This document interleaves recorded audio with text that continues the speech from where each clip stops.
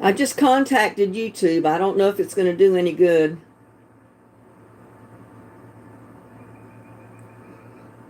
See if I can get my chat back up.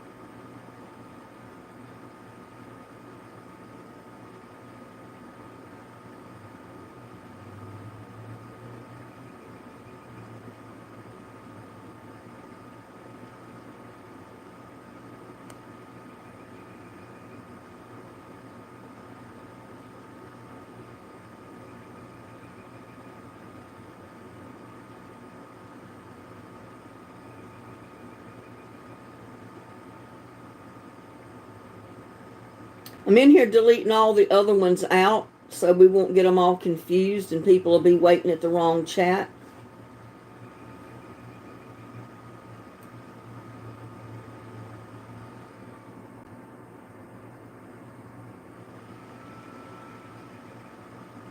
I contacted YouTube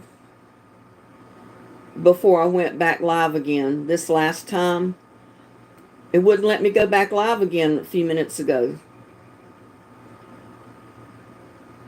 So I don't know what the problem is. But I had so many people watching before and then it disconnected on me. I only got 4 watching now. No one in chat, just silent viewers, looks like.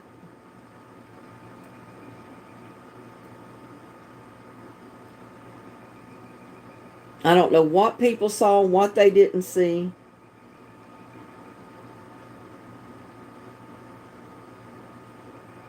Hi, Sharon.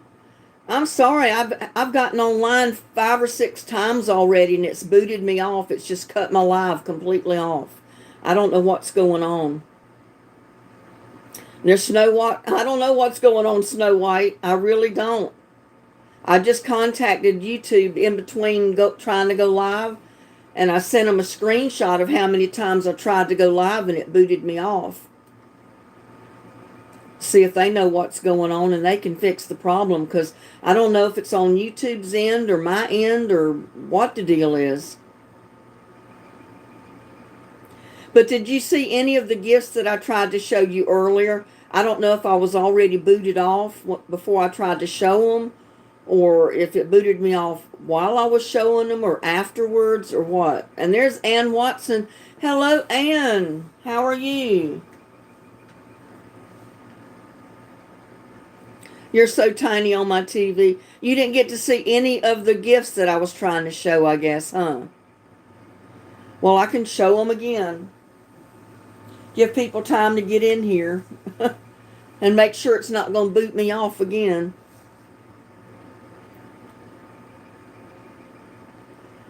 See, I went through the whole deal of showing my gifts and everything. And then when I got turned around back to the computer, it had bumped me off and was on to something else. And I said, oh no, they probably didn't even see me showing the gifts. But I can do that again as long as I know it's going to stay online. Wait till some more people get in here.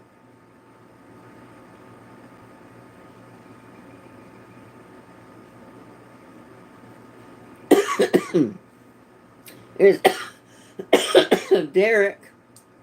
How you doing, Derek? Gladys, Sharon, Annie, Snow White.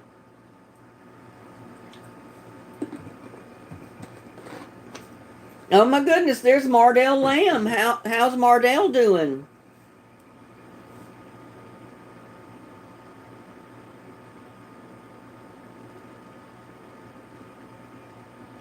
Linda, great Cross to start. To short.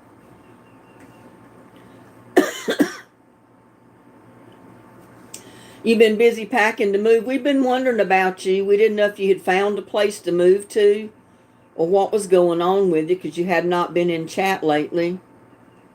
So evidently you found a place to move to, hopefully. Good, Mardell. I am so happy because we were worried about you. All of us were worried about you. We didn't know what was going on with you.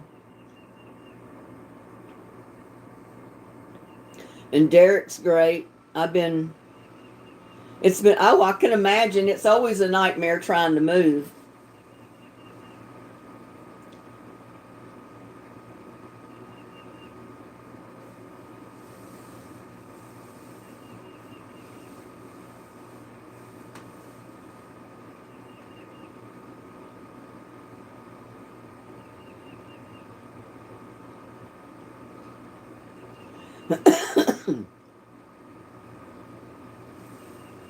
Yeah, thank the Lord, Mardell finally found a place to move to.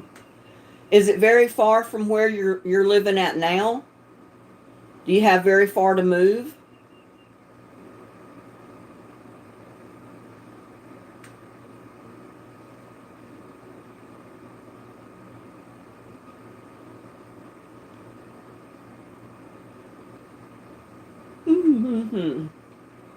Now I'm going to start yawning.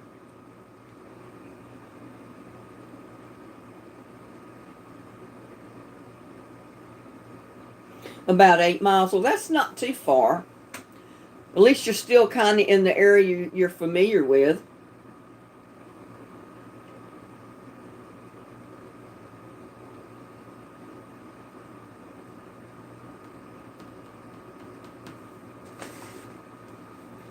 Oh.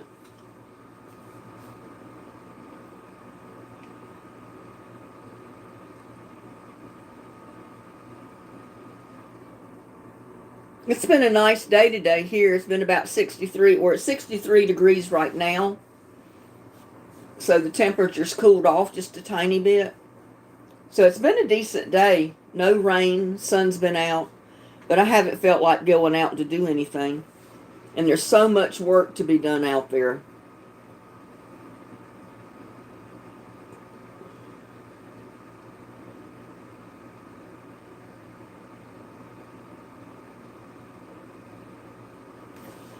Well, it says, hi, you have Elvis look.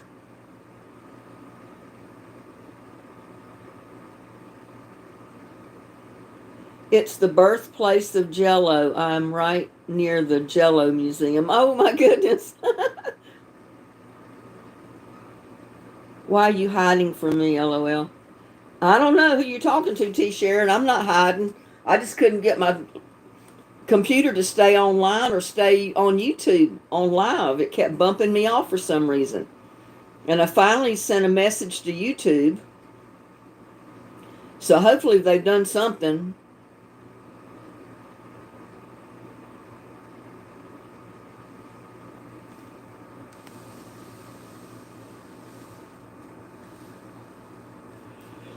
Oh, man.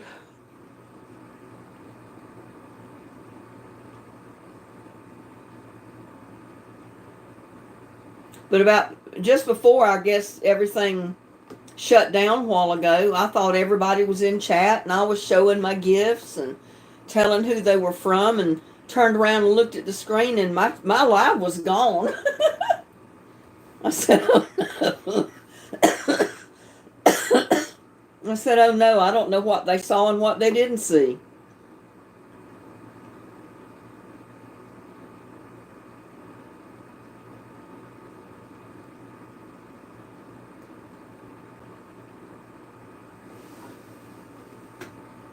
But I had mentioned in a message when I chatted Connie the other day that my glass doors on my tub started leaking, and I don't seem to be able to get them to stop.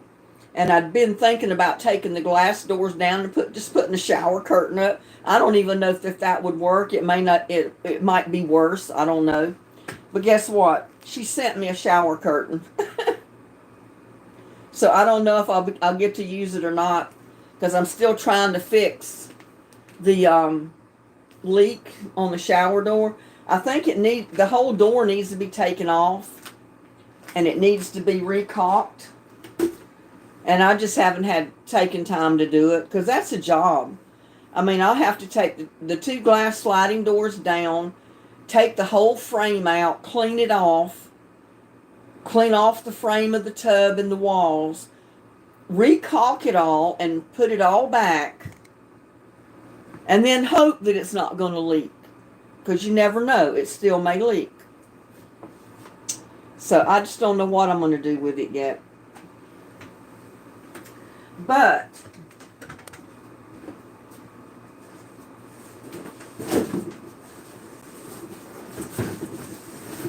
get this big box over here.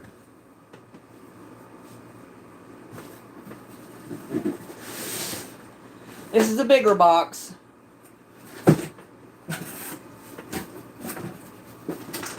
And it's a bag of diatomaceous earth. And that's what you normally put around the tops of your plants, you know, in your pots or your tubs, wherever you're planting. And it keeps the bugs away from your plant. They say you don't have to put but just a tiny bit, just around like the stem of your plant, to keep the bugs off of them. So I've never tried it before, so I'm anxious to try that and see how it works. And that's from my anonymous giver. And this other gift is from my anonymous giver too. It's pretty big. Now this is the bottom of it, the tray of it. I've got 5 22-gallon pots. And each one has a tray that goes under it like this.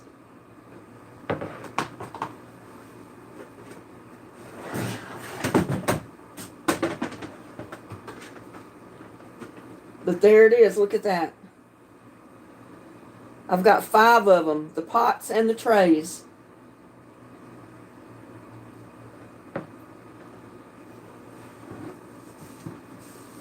And that's from the anonymous giver. And I know those pots cost pretty good.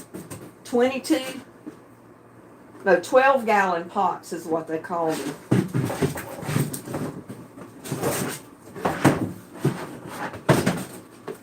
That's 24 quarts. Because you know my tubs that I plant in are 18 quart tubs. And those pots that just came, 5 of them, are 12 gallons. So that means that's double in quarts. So that's 24 quart each. So that's a pretty good sized pot to plant in. I could probably plant one of my banana trees in there. Because I need a big pot like that for the banana tree. It really needs to go in the ground, but it gets so dry in the ground here in the summer, I'm afraid that it would not get any water, and I wouldn't be able to water it enough to get the water to the roots. So, and right now they're kind of small. They're only like that tall. So they're better off in a pot till I see if they get bigger. Then I can decide if I want to try to put them in the ground or, still leave them in a bigger pot. Yeah, tomatoes will love those. Yep, sure will.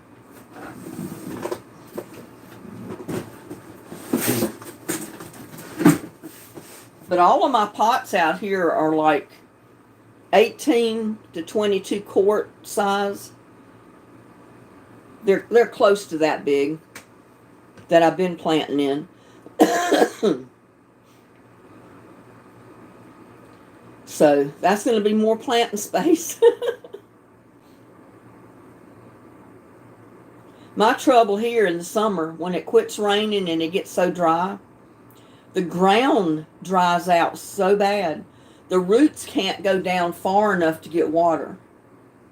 And they go down deep to get water. There's none there.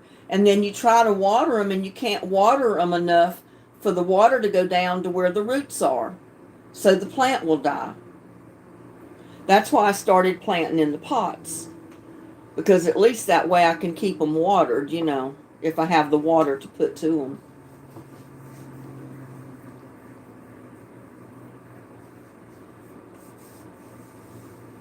Yeah, have y'all heard the latest on Anna?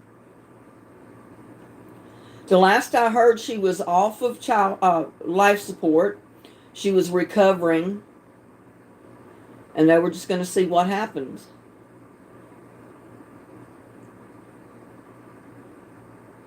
But that had all of us kind of worried when we heard she was on life support, because anytime you put somebody on life support, that means they're not doing good at all. And usually if you take them off of life support, that means the end, But evidently they took her off life support because she didn't need it. And she's doing a little better. So hopefully she'll be okay. I mean, that was the last I heard, and that was a day or so ago, so I don't know what's going on now, Kathy updated today. Well, I haven't checked her update, so I'm not sure what she told.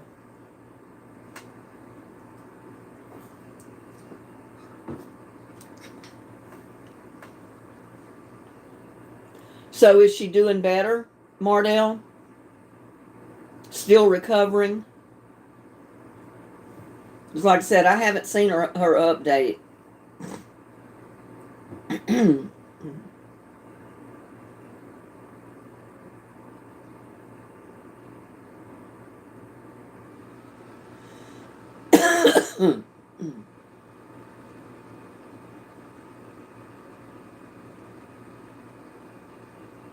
Oh, here it is. Maybe this is it.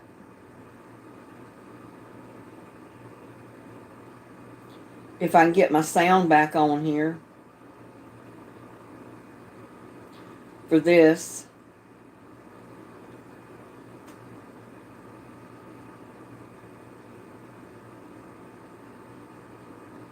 Told me the day after they did that was a couple days ago that they did a couple more days to update Southern Girl. I'm sorry it's took a couple of more days to update you on Anna, but I was trying to give it a day or two to see how she was going to do after they drained the fluid from her lungs, her abdomen, and she told me the day after they did that was a couple days ago that they did go in and drain, and they put a tube in, so it's still in.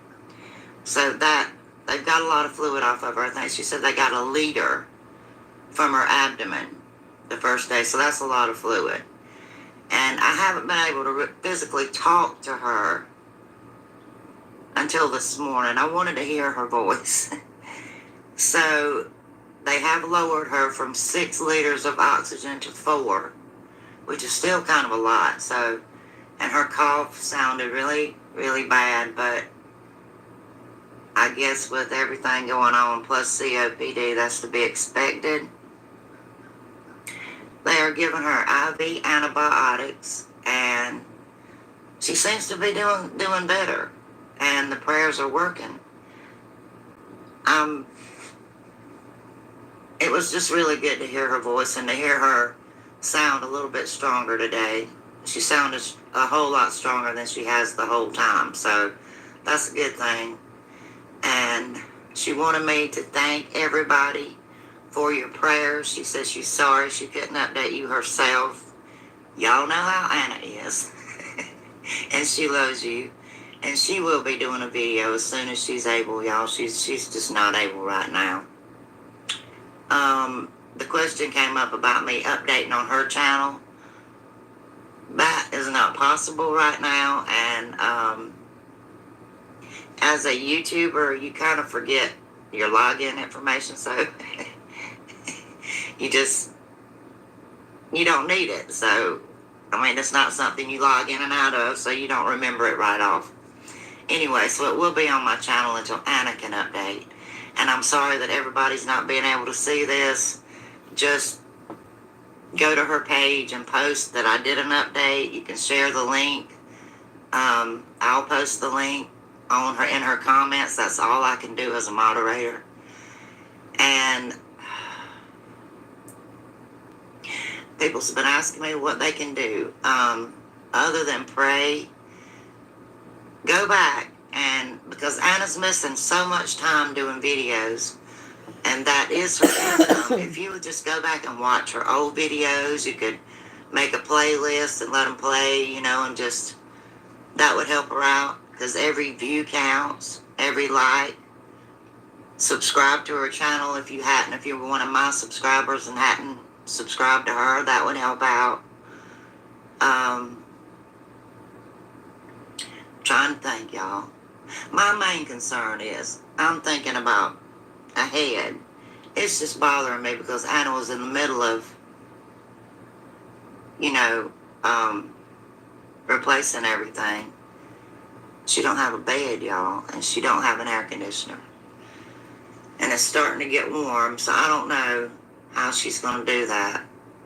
So y'all be praying that she finds a way, because she needs a bed. She's been sleeping on her couch, and she's been trying to, replace her clothes and her dishes and everything to be able to do videos, because that's her income, and just the daily necessities of life. So it's just bothering me, y'all, that she don't have a bed, and I wouldn't even know how to go about doing that. So if y'all got any ideas, let me know. That's bothering me a lot. So she still does have pancreatitis. That's not something that goes away, excuse me, overnight. So just keep praying and just let me know what I can do to get things ready for her to go home. Not that it's going to be like tomorrow or even next week. We don't know how long this is going to last. But it's bothering me, y'all.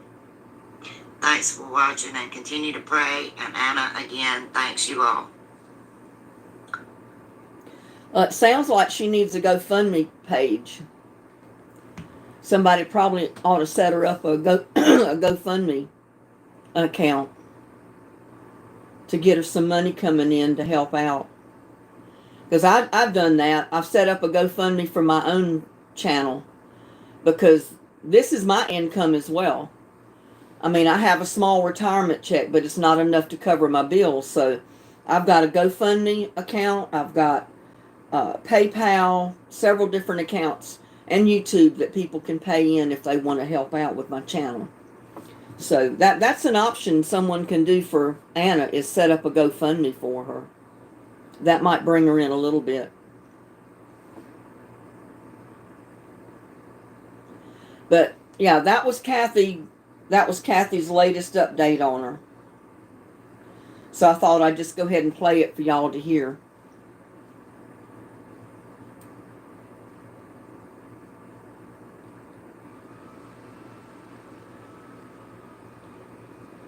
And there's Trace, Mary, Zenner.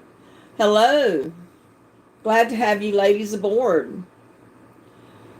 But hopefully you saw my gifts already. The shower curtain and my diatomaceous earth and my 5 great big 12-gallon green flower pots. Those flower pots are expensive. That big ones like that, they're expensive. I can't imagine how much the anonymous giver paid for those, because they're not cheap. Yeah, I've been praying for Anna. I've been watching some of her lives. I've subscribed to her channel back a few months ago I think when she first started coming into my live chats, I subscribed to her channel. And I know she's been going through some problems with having to move back to New Jersey, or I think that's where she's from. Not quite sure where she was moving from, maybe Florida. And, it's not easy to move that kind of distance without money.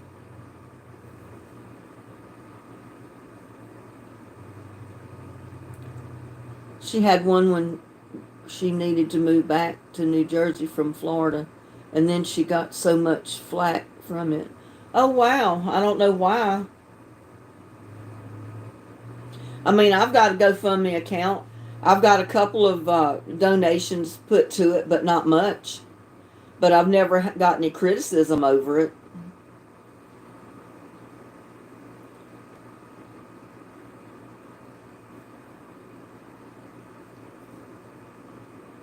Yeah, and people can give money through her channel as well. You know, they can join her channel or just pay money to her through her channel. That'll go to her.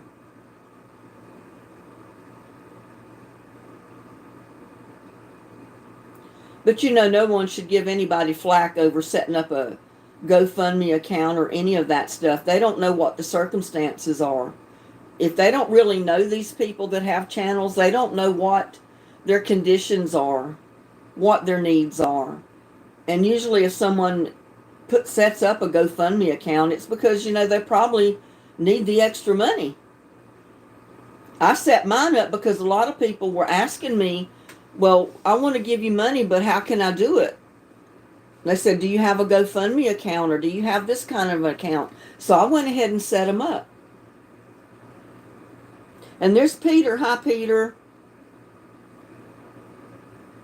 Yeah, I'm going to enjoy these big 12-gallon planter pots, 5 of them. It's going to take a lot of dirt to fill them up. But then I got a lot of dirt now on the garden soil. But I still got half my garden to rework. I get a lot of veggies coming in this summer. I may have to take them to the monthly market on the town square and sell veggies or something. I don't know. I don't even know what they charge to set up out there on the weekend. I'd have to find all that out. And there's a river rat wives. Hello. I don't know that I've seen you come in chat before, but welcome. There's Southern Girl. I just played your update on Anna, just Southern Girl. We were interested in what was going on with her, so I played your update on her so everyone could hear it.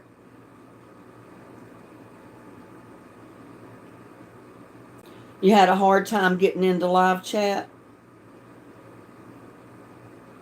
Well, I've had a hard time just getting on live tonight. I mean, I've been trying off and on ever since 3 o'clock, and it never would let me go live. It said, we're having issues, try back later. It's like, well, I don't want to try back later. I was scheduled for 3 o'clock. And finally, in between all that, I messaged YouTube and told them what the problem was, so hopefully I won't get booted off this time. Sun flares, I don't know, April. Could be anything.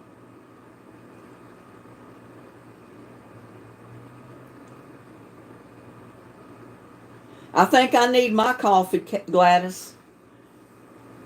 Because while I was dealing with all this, I started getting sleepy. Oh. And I know it's still part of being not completely well. Because I've been sick for days now. And when you don't get a lot of oxygen through your lungs, when your lungs are affected, it makes you sleepy, tired feeling. And Gladys says, I need something. April's on her lunch break. Well, it's 6 o'clock here, or 6:10, 6:09 here.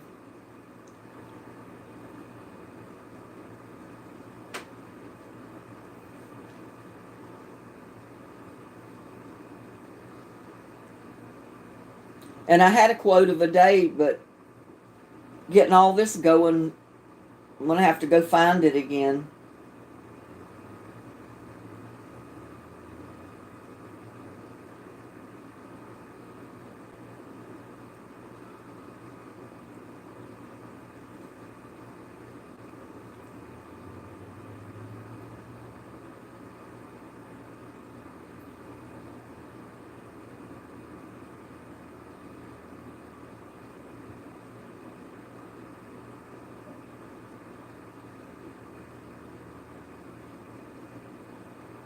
Okay, here's a good one. It says, our greatest weakness lies in giving up. The most certain way to succeed is always to try just one more time. And I found that to be true. Because if I gave up the first time something went bad, I never would get it done, right? But I'm kind of stubborn. I guess because I was born in May, I'm a Taurus. My nature is stubbornness. So I keep trying. I don't give up. I keep trying till it works or I get it right. And then I'm glad I did.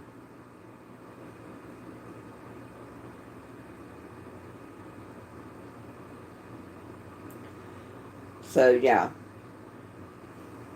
You don't know it's going to work until you keep trying. You can't just give up after the first try if you have a problem.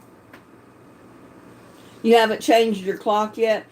Well, I only have one clock to change, and that's the one in the kitchen, and it's battery operated. But I've changed it because I looked up at it and I said, wait a minute. It says such and such a time here on my laptop, and it's an hour earlier up there. And I said, oh, no wonder I didn't change the time up there. Because, you know, your cell phone, your computer, everything else changes automatically. But your clocks that run off of batteries or electricity that are not computerized, they don't change automatically. My car clock does not change automatically. I'm going to have to go change that to get it right because it's hour off right now.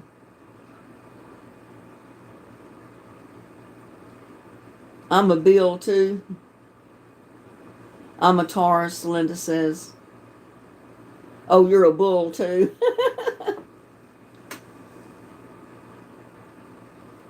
Yeah, I got to thinking, well, I got plenty of time before my live. It's only like not even 1 o'clock yet because I kept looking up at my kitchen clock. And then thank goodness I happened to notice the time on the computer and it was an hour ahead. I said, oh my God, no, I don't. I've only got like an hour before my live at 3. And here I thought I had like 2 hours. You're 3 hours off. Well, it should be 7:12 your time right now, Gladys. Because it's 6:12 here.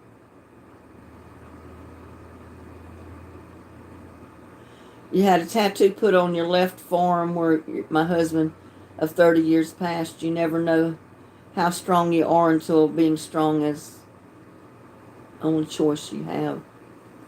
That's true.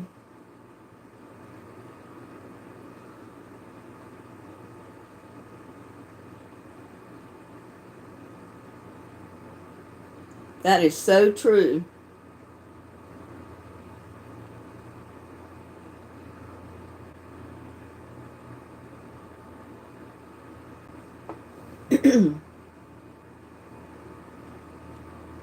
Oh, yeah, I'm definitely going to be putting my mask on. I'm probably going to use the painter's mask next time because it works a little bit better than these other masks do. And I've moved so much of this top garden dirt out here. I know I breathed a lot of it through even the mask that I had on. And I feel a little bit safer using like the painter's mask. It's like the paper molded mask that you put on. That keeps a lot more out. I just don't like the ring it puts around my face when I wear one. Yes, and Annie has major surgery on Wednesday. So we have to remember her in prayer. I'm having butter beans, rice, beet greens. Yum, I'm hungry. That sounds good, April.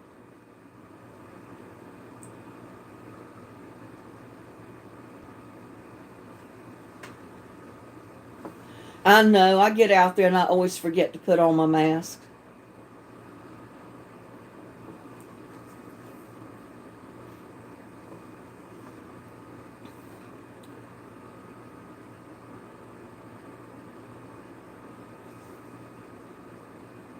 Well, hopefully it's not going to bump me off live this time.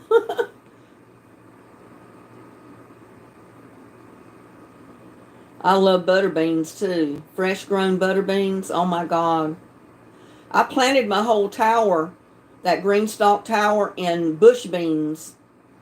I didn't have butter bean seeds. I should have got me some butter beans. Planted it in butter beans. I can plant them somewhere else. I just have to get some seed. I don't have any butter bean seed. But I planted 12, that foot long pole beans, all kind of vine running beans out there to go up that trellis. But I said the bush beans don't vine out, so they should be good to grow in the green stalk tower. So that's where I put them. If they grow, that whole tower is going to be full of bush beans.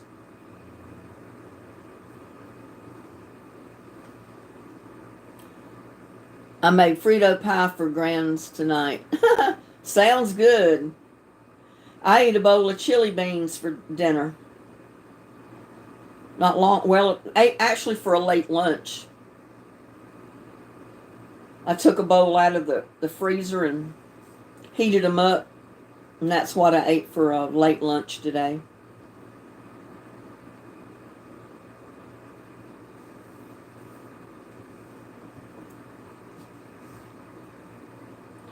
Linda says, how old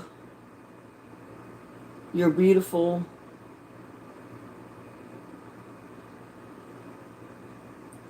How old is your beautiful cat? I don't know how old he was because I think he belonged to a neighbor that just stopped feeding him and he started coming over here. So I'm not sure how old he is. He's been around here for about 3 years.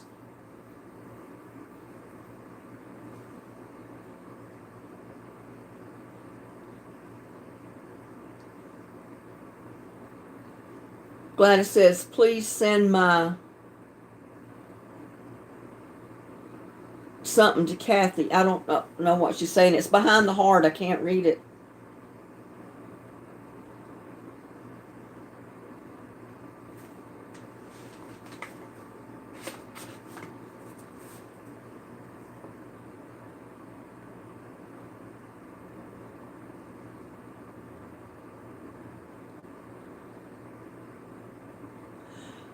Oh, send your email to Kathy? Which Kathy?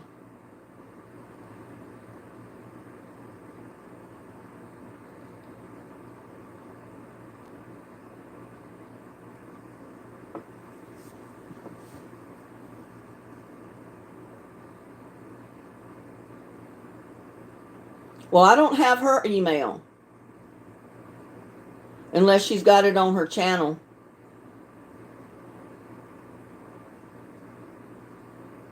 And I don't have any emails to send to Kathy for you, so you don't want me to send any emails anymore to Ty?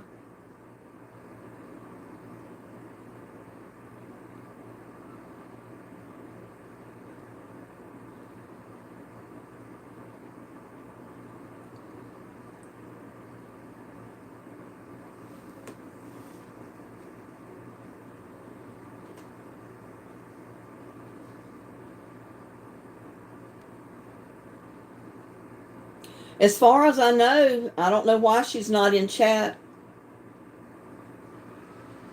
She's still having problems with work and everything, but hopefully she's getting that straightened out. Well, mine would be homegrown, but I don't have cows, so I don't have a farm or nothing like that, or I would have homegrown beef too. That's the way my grandparents used to do. My dad's parents, they had a big farm. They grew their own cows, their own pigs. So they always had fresh milk. They had their own beef from the farm. They had their own ham and bacon from the farm, their sausage. Everything came from the farm growing up. I'm going to try to text her. Well, I did text her earlier, but she may be at work. She didn't answer.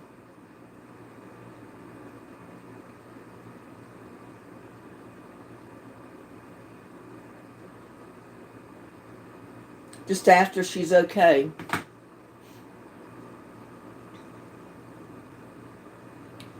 Next year we're adding pigs. Yeah, my grandparents used to slaughter pigs every year, and they had their own smokehouse, so they had their own bacon, their hams, sausage, all that stuff they hung in the smokehouse to cure. Pork the same way. I mean, beef the same way. I mean, they slaughtered cows, filled their freezer with beef, pork, you name it. They had their own chickens, turkeys. I don't think my grandmother bought anything from the store except coffee, sugar, and flour. Because they even ground their own cornmeal. She'd take corn to the mill once in a while and have the guy grind it up for cornmeal for her.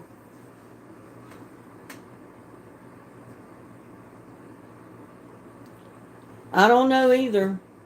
I don't know what the deal is. Maybe they just put it outside because they were all at work or at school. No one was home during the day.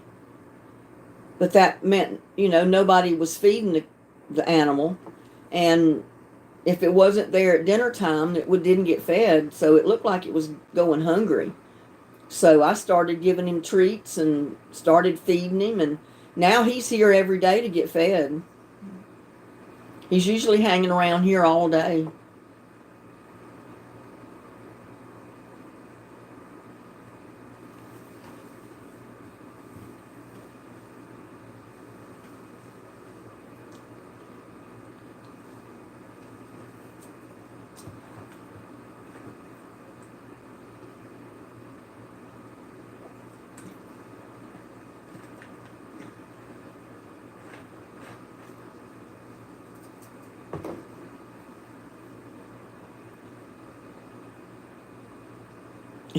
Your Don said yes to pigs.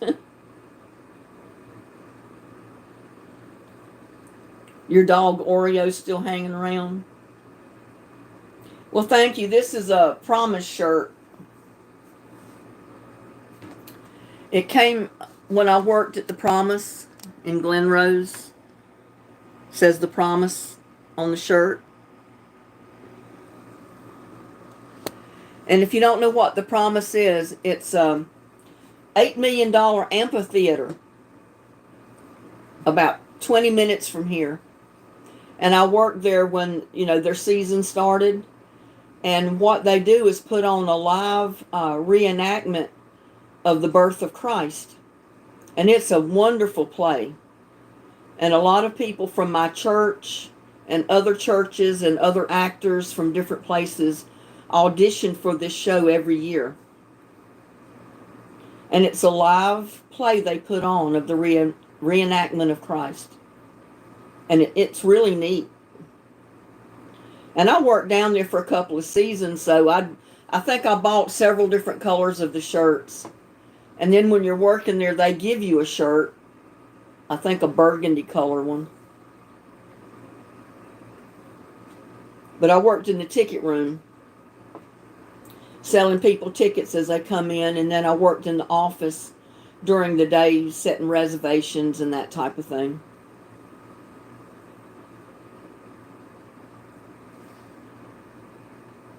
You can't catch him, April? You're not quick enough.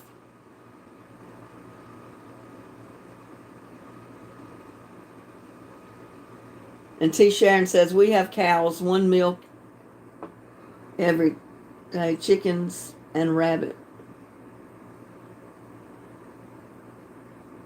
And Elmo, my son.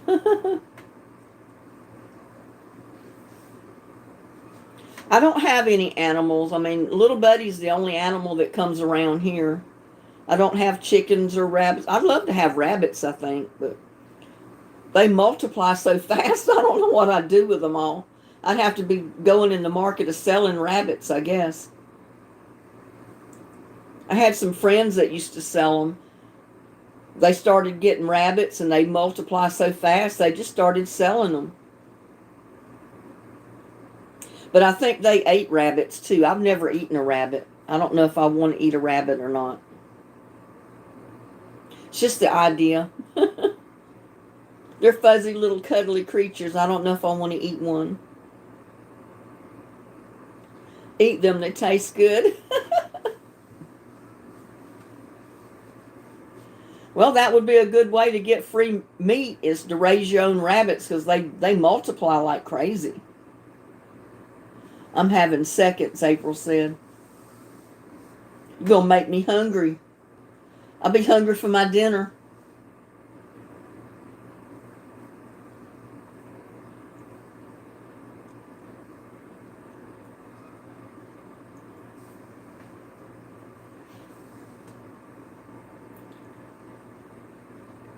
I know, I get attached to him too. If little buddy didn't come around, I'd miss him terribly.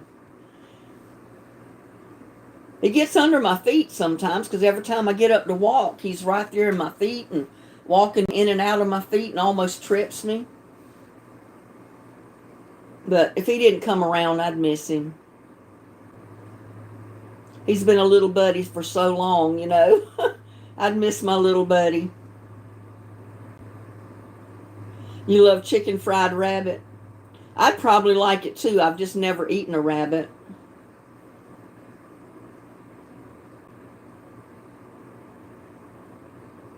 Your cat trips you too, Southern girl?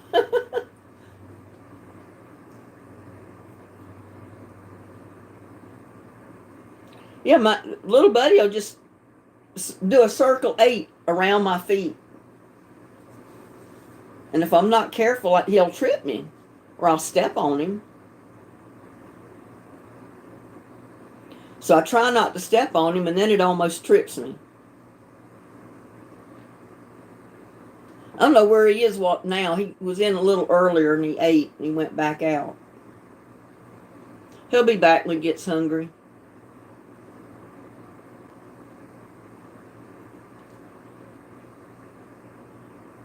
You got 3 dogs and 3 cats, Gladys. That's a lot of little mouths to feed.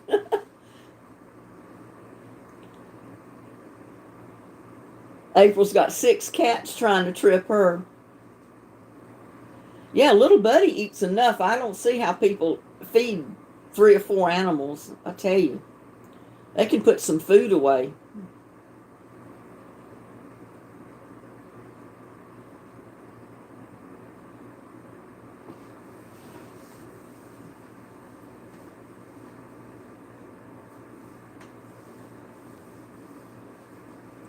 We have 3.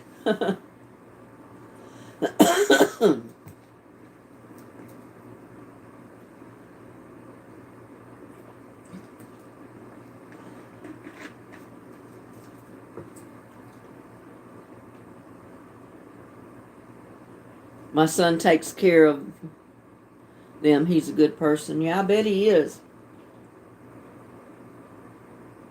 Oh no, you got garden snakes? I haven't seen any snakes in my garden. Knock on wood.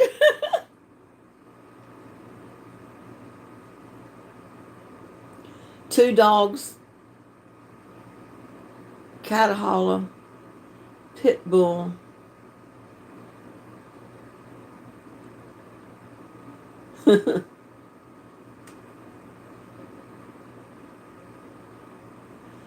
Diatomaceous earth is good for fleas on animals. I didn't know that. Yeah, I've never used it before, but I guess I'll give it a try.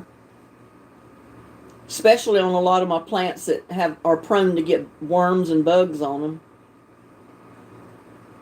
Like some of my greens.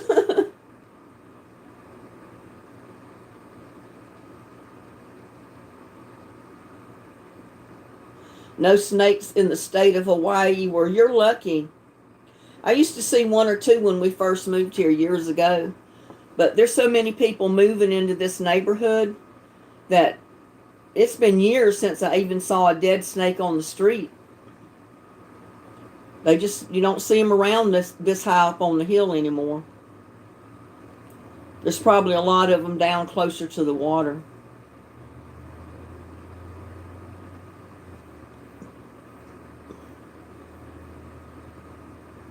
That's okay, Paul's in the garden. We're late too. Every time I tried to go live, it booted me off the connection, so I had to keep retrying. And I finally got to go live a little while ago, like 49 minutes ago, and it hasn't booted me off yet.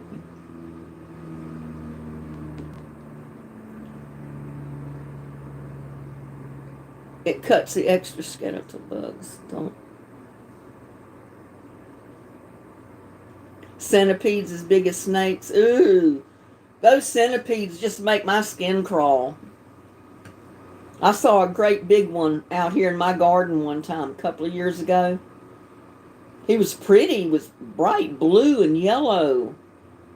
But he took off right down between a rock, went under the rock garden, and I never saw him again. I said, well, as long as you stay under there and don't come in my house. But I don't know if he was poisonous or not. Probably the bright colors he was probably more deadlier than a rattlesnake.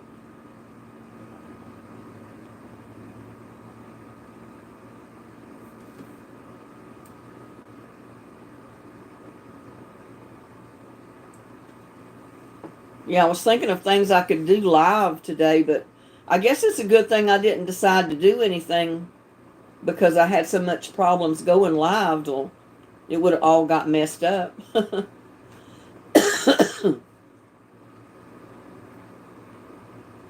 Yeah, and I've heard that some of them are deadly. I don't know which ones they are. I haven't done any research on them. But I said, as pretty as that big one was, more likely he was poisonous.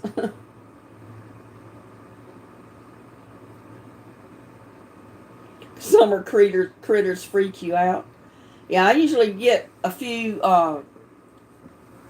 centipedes around here. I get um, scorpions once in a while.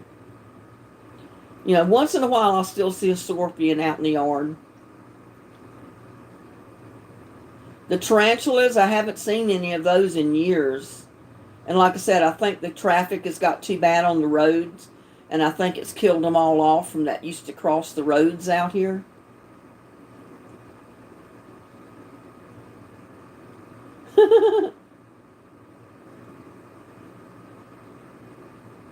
They have nice little nests just full of babies.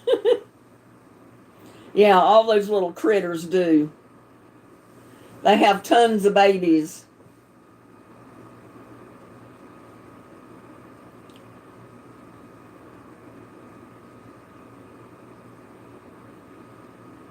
Oh no, a copperhead?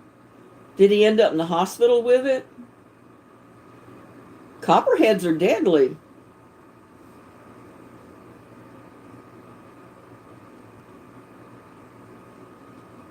I was stung by a scorpion, and the ones we have here are not deadly, but it did make me sick. I was sick for a couple of weeks, just felt real weak and shaky after I got stung.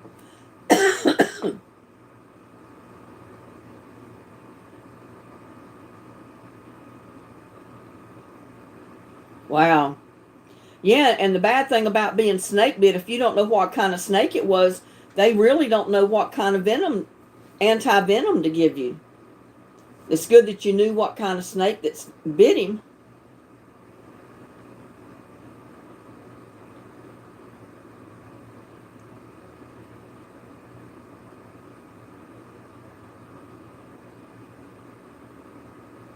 For 10 years you've been fighting hornets. I don't really have a bad problem with them around here. I used to get bombarded by crickets, but I don't see many crickets even up here anymore.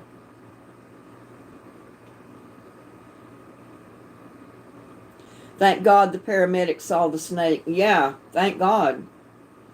Because knowing what kind of snake it was, he knew exactly what to give him.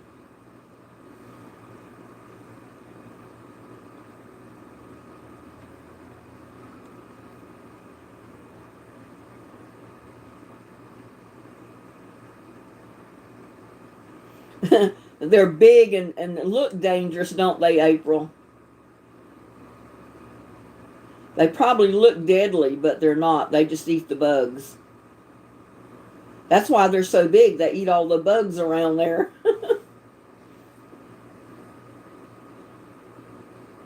I used to have a ton of granddaddy long-legged spiders, and they're harmless, but they don't look harmless.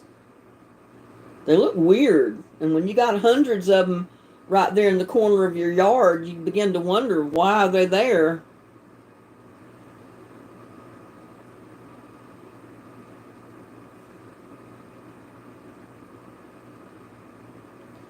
They run around with egg sacs on their bellies. I'll stay in bed, nothing will bite me.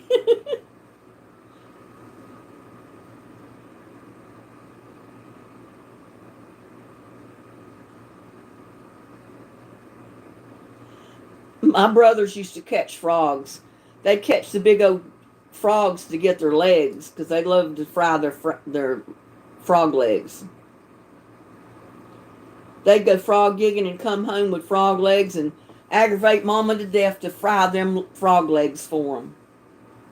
Or take their BB guns and go out and shoot birds and bring them home and aggravate Mama till she cooked them in rice for them.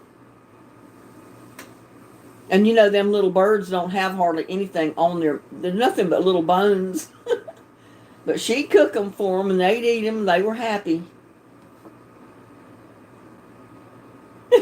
Creeping you out.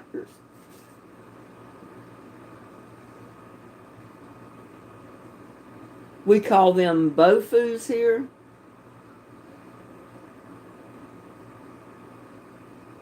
We have frogs, big ones.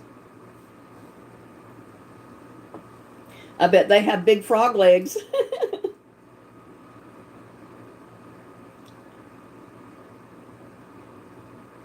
Garter snakes bask in the sun. They're gross.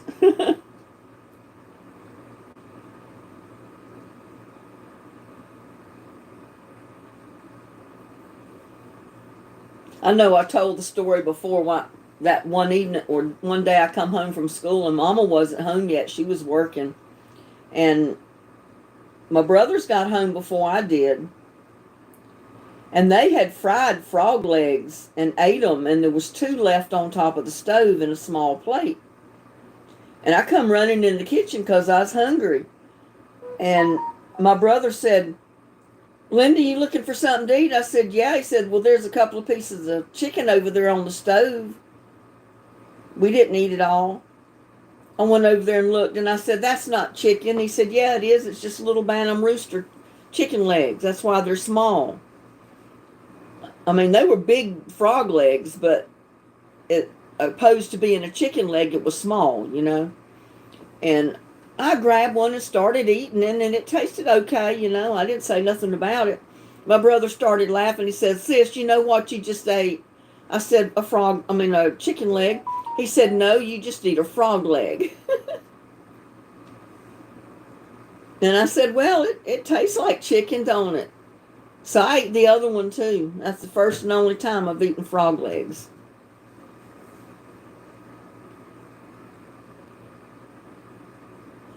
They have poison on them. Their natural protection. Frogs do? I didn't know that.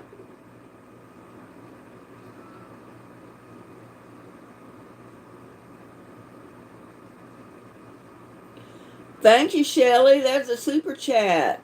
Thank you so much. I love the little kitty you put on there.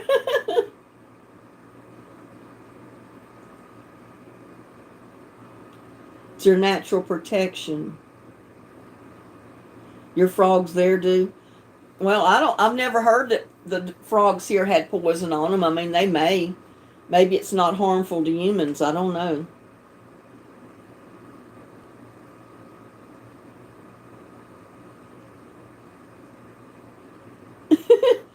Gladys says, "If something bites me in bed, hope it's something good." Yeah, they say that snake tastes kind of like chicken too.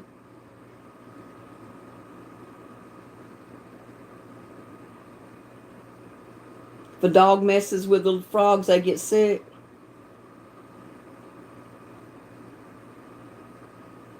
I don't think I've ever seen dogs around North Carolina or here that mess with the frogs. Maybe they got better sense than to mess with them. Gladys, you mean good looking.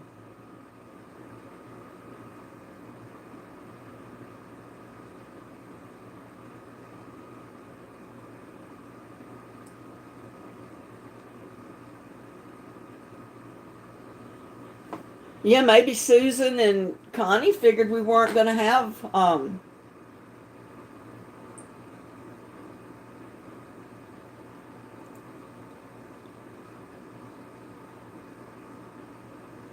oh, I got a message back from Connie. She says, I'm okay, just not well. And she said, Daddy long-legged spiders are good. They eat other spiders.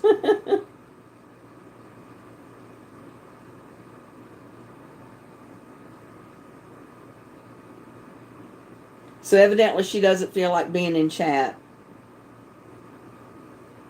But that's okay, Connie. I haven't been feeling good for the last couple of days, too. I was wondering if I'd even make my live today.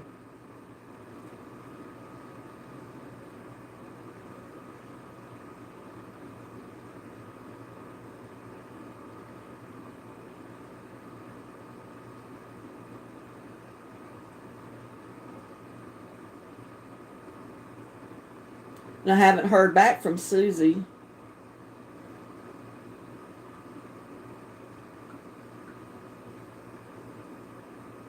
And I know Randy's probably working. That's why she's not here. I'll let Daddy Longlegs live. Yeah, I don't bother Daddy Longlegs. I just don't like them coming in the house and getting all into everything. I put them outside. I don't have as many here now as I used to. When I used to use the window AC unit, the condensation would drip on the concrete, and every once in a while you'd walk out and you'd see a frog sitting in the puddle of water because that's where he was cooling off, and I thought that was the funniest thing. But since I don't use it anymore, there's no condensation out there, so the frogs don't come up.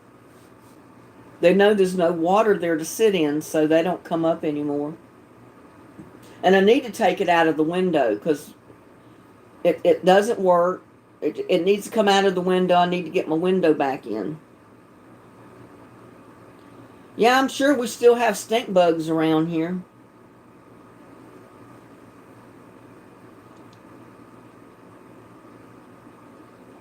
Oh, I caught one of his lives the other evening. I think I got notified that he had a live, so I clicked on it, started watching it.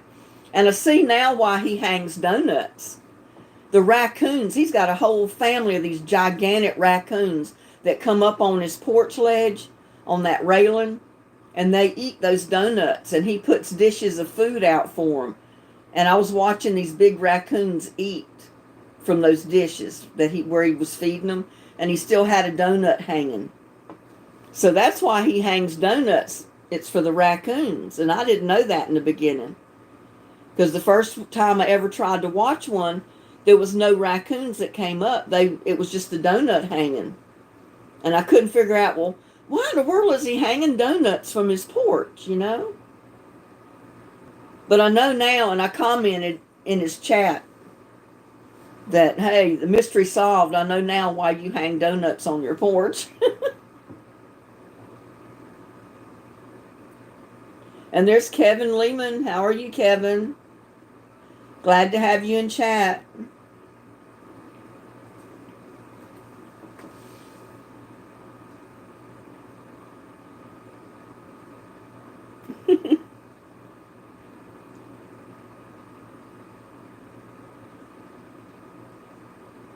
Yeah, that was some big raccoons. I mean, big fat raccoons up there. Because he's been feeding them a long time, I'm sure. They're getting fat off of those donuts. And everything else he's feeding them.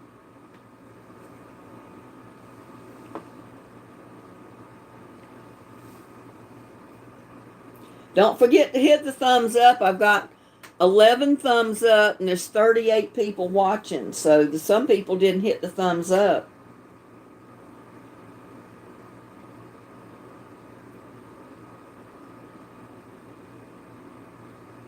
Your lunch break is almost over, April. There's Susan.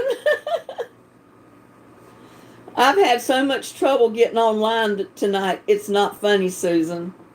I've been trying off and on since 3 o'clock to go live, and it kept booting me off.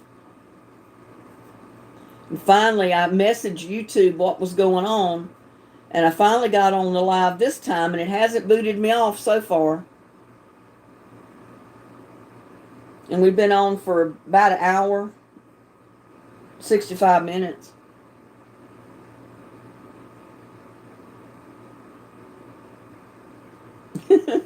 Yeah, whoop, whoop, Susan.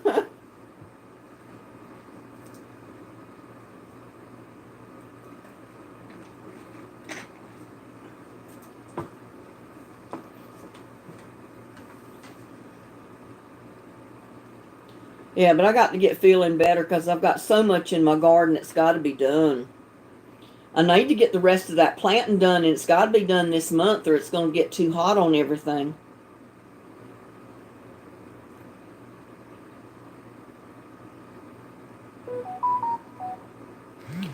You were making Mediterranean salad and zucchini and tuna salad. That sounds good. I guess we're all invited to go to eat dinner at Susan's house.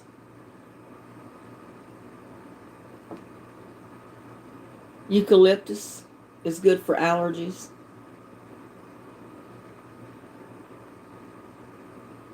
Two different recipes.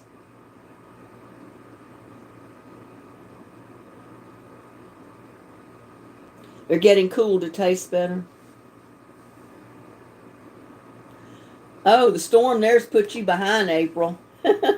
Yeah, that happens. Because the day it rained here all day, I couldn't get out and do anything.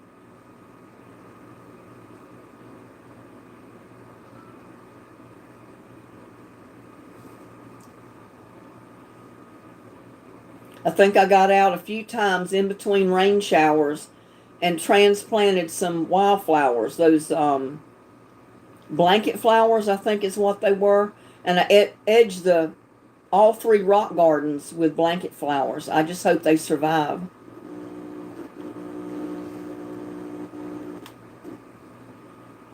Because if they do live and put out flowers this year, it'll just cause them to multiply all around the rock gardens, which will be beautiful.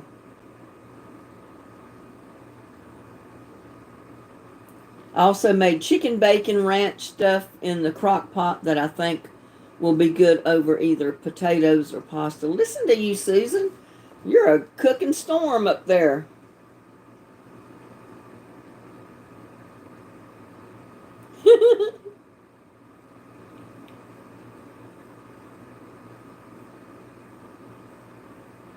My bed has wheels. Susan said you can sit on it. Sit on Gladys's lap, Shelley.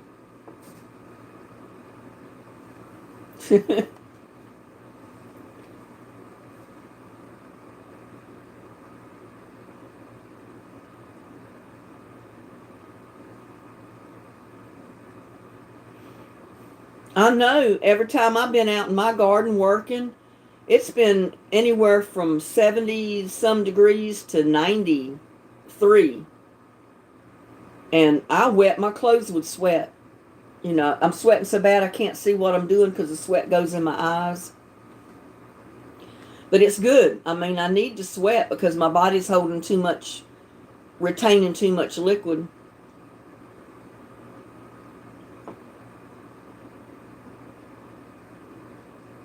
Not sure who will drive.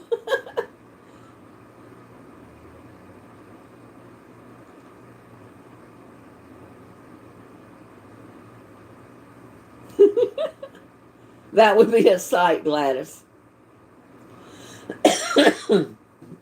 Shelley'd be hanging on for dear life.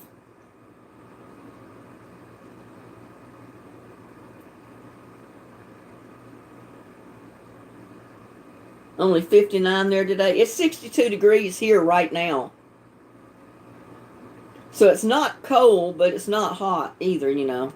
It's just comfortable to be outside doing anything. Yeah. It's been sunny here today, too. with basically no wind or no breeze, very little.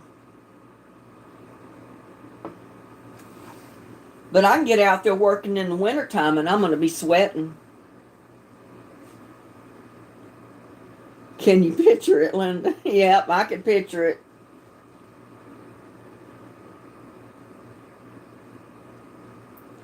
I could picture Gladys's bed running down the highway with Shelley hanging on for dear life.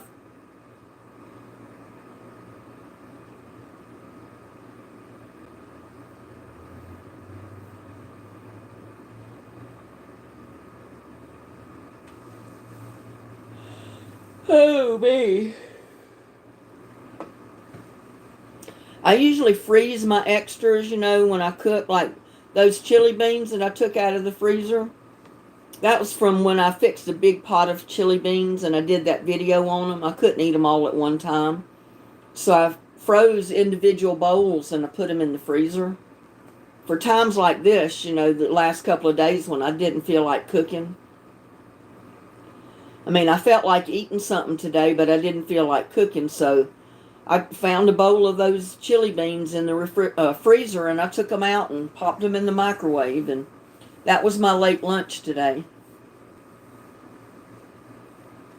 And I had some chicken pot pie that was in there that I took out yesterday, and that's what I ate yesterday.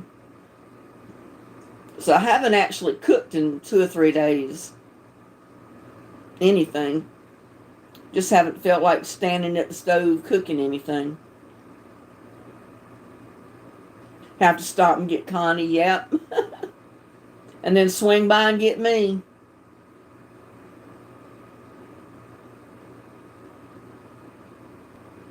Yeah, I've been sick for the last couple of days. That's the reason I haven't been posting videos like normal.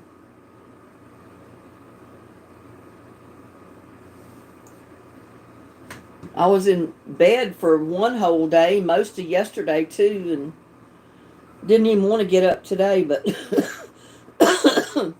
I started feeling a little bit better. I just felt real weak, like you do when you had the flu, and you start getting better from the flu and how weak you feel. That's how I felt today. Like most of the time I didn't even want to sit up, I just want to lay my head over. The whole crew's coming. Yep. We're all going to go eat at Susan's.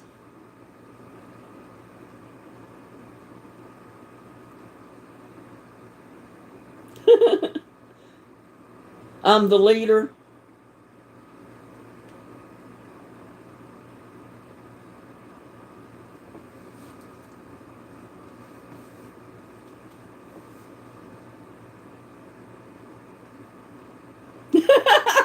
Susan says, I'm not sure I have that much fixed.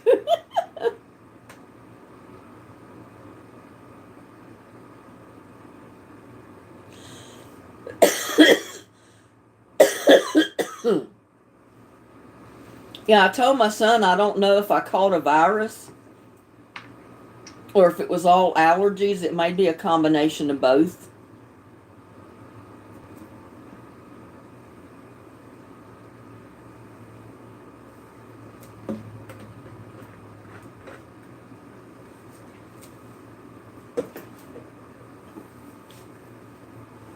But I took some Mucinex and then I took some Benadryl. I treated viruses and allergies, so my chest is feeling a little better. Yeah, it sounds like Susan's chickening out on us. She's spoiling her neighbors. She's cooking them big meals and taking it to them, so now they're going to start expecting her to cook for them all the time. And now she's got us coming for dinner, too. So she's going to have to triple up on the amount she cooks.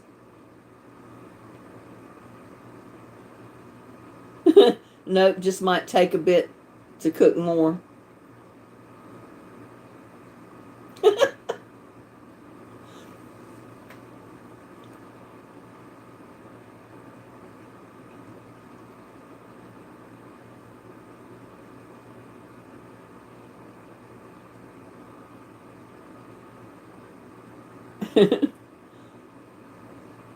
Susan says, I have plenty.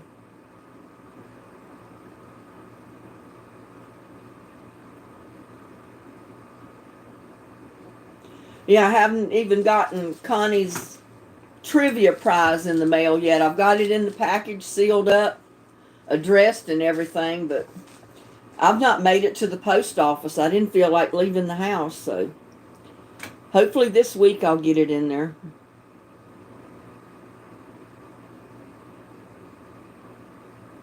I'll be back in about 30 minutes, April.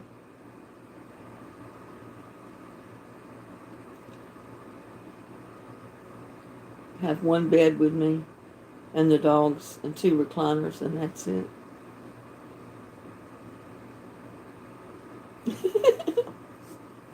I have a tent and a sleeping bag and a cot.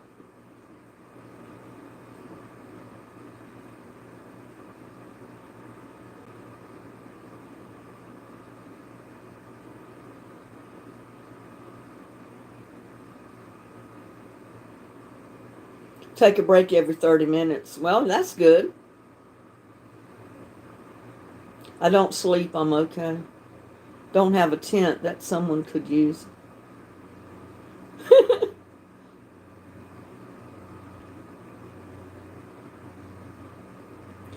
People already started about Anna in my comments.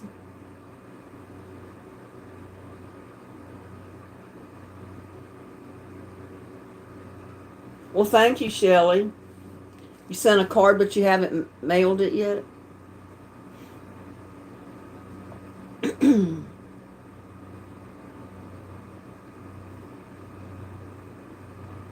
See, Sharon's got 2 inflatable beds.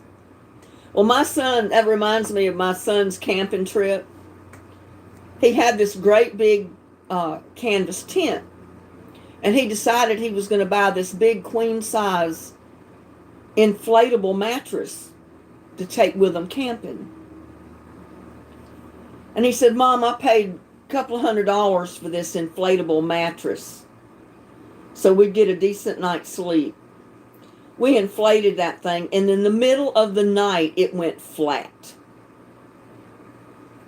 And he got it at Walmart, so he took it back to Walmart when they came off the camping trip. He told them what happened, and they said, well, you can always bring it back and exchange it.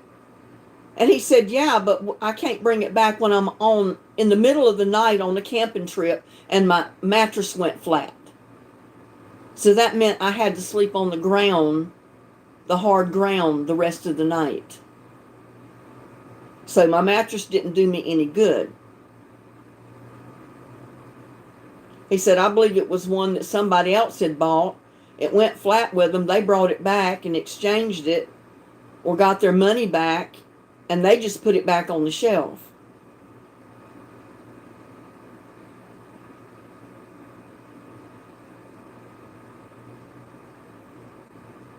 Yeah, you got to be careful, Susan.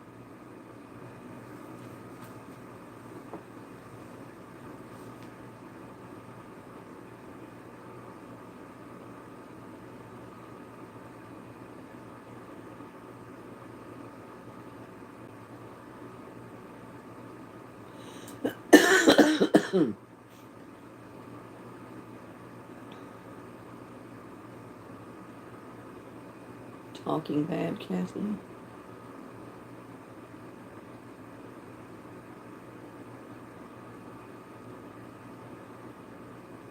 Annie about Florida and her GoFundMe.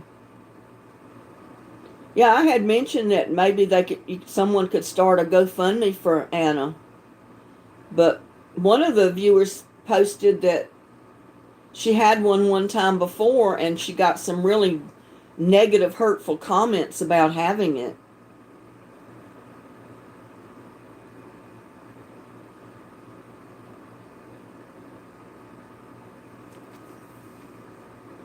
I mean, I don't know why somebody would give a negative opinion of it when they don't know what's going on for real, and they don't know if she really needs the money or not. And if they don't want to give her money, they don't have to. They don't have to prevent someone else from doing it.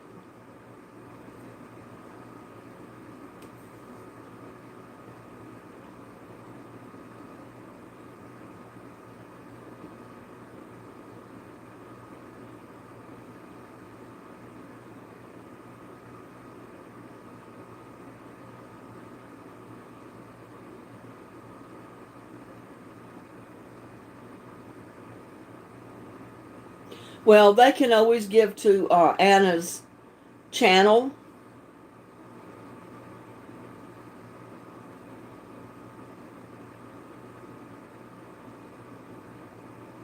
I mean, I don't know how that works.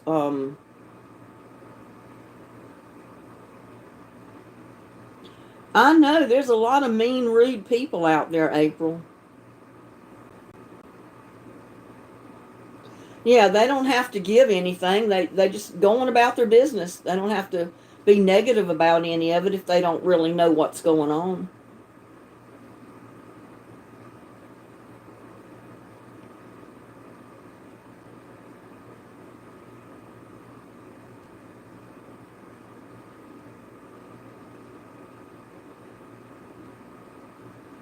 I don't know if she's got any other accounts set up on her channel, like Patreon or uh, PayPal.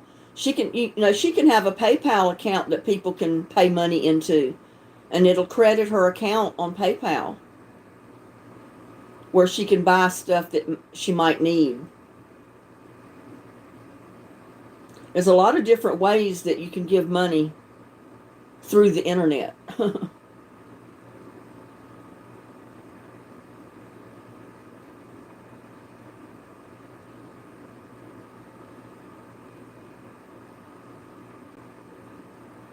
One even wants her to do community posts.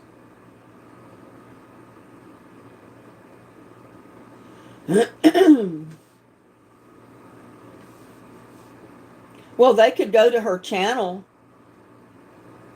and pay into her PayPal account. Well, they should be able to.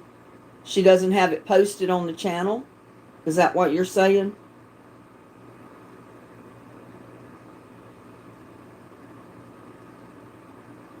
I don't know why she would not be able to copy the link.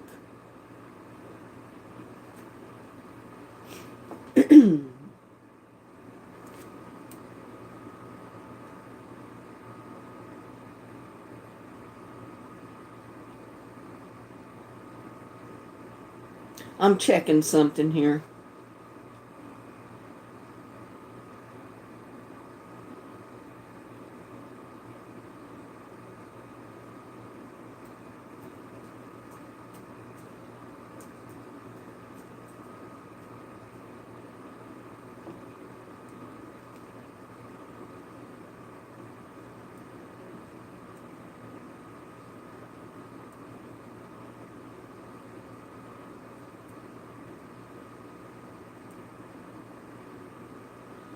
Ho, ho, ho.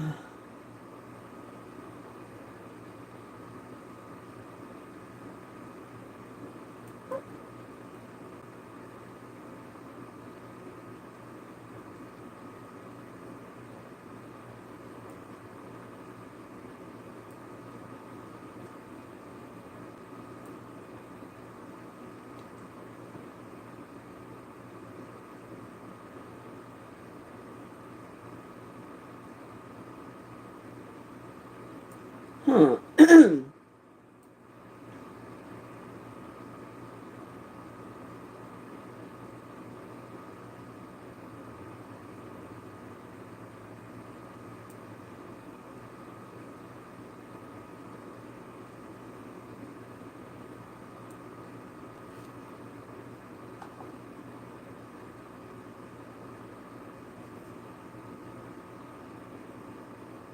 She doesn't have any of her links posted on her channel, which she should have that posted. But I'm posting her email off of her channel. So I guess if any of you want to send her anything, you can email her and ask for her mailing address. You can always mail money to her directly if that's what you want to do. But it's just Anna's Mobile Home Life at gmail.com. It's real simple to remember.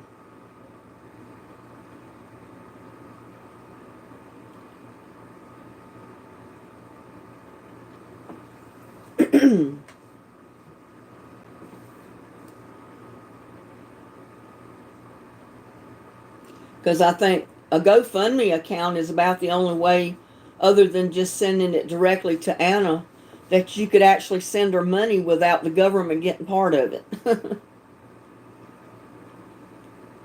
Because a GoFundMe account is a gift, it's not taxable. And then if you send money directly to a person, that's a gift, it's not taxable. You don't have to turn it in. If it's paid through PayPal and like Patreon and YouTube, I think it's considered income and it's taxed.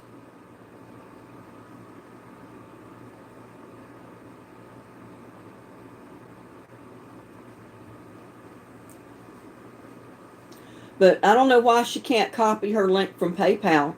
She should have it in her information on her profile in her account on YouTube.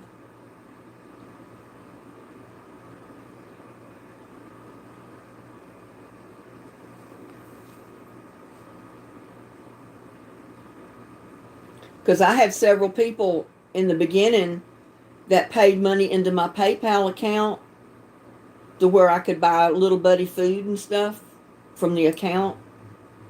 And that's what I did with it. I bought him cases of cat food and bags of cat food.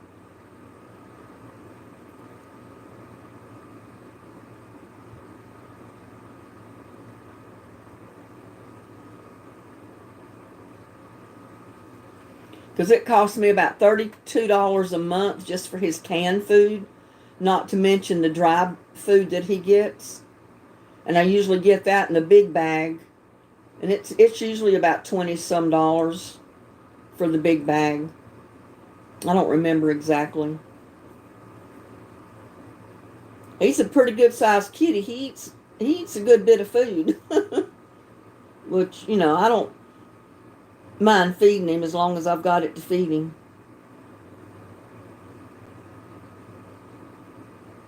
We old bitches need to stick together. Yep, you're right, T. Sharon.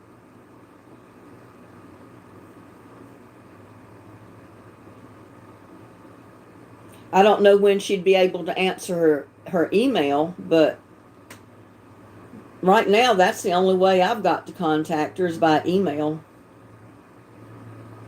since she doesn't have any other links on her channel.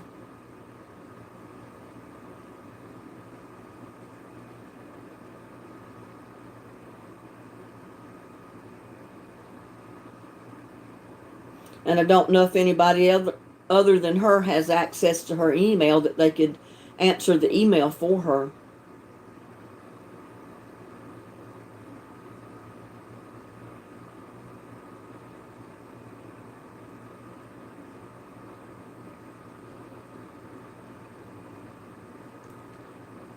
She doesn't know how to copy the link.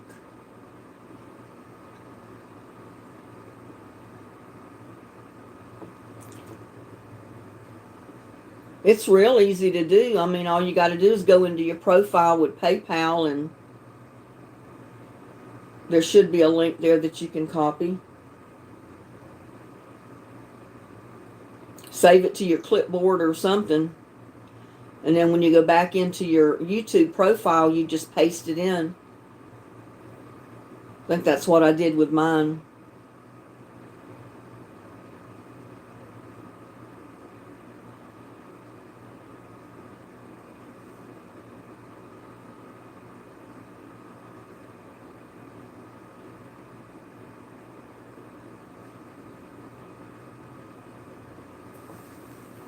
Or maybe Kathy can, just a Southern girl can get Anna's address, mailing address, if she has one. I don't know if she's in the process of moving, if she's closed out her her mailing account or address, or what she's done, I mean, usually that's one of the first things you do when you're in the process of moving, is do a change of an address. So I'm not sure her address would even work at this point.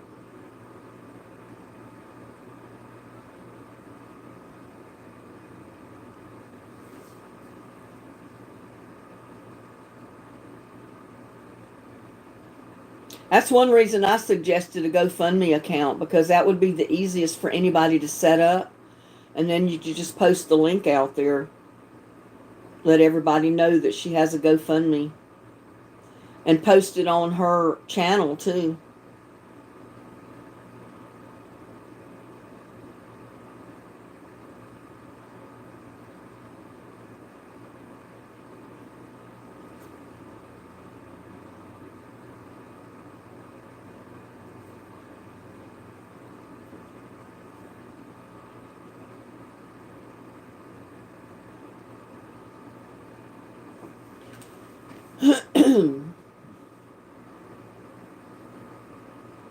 Got something trying to go in my eye.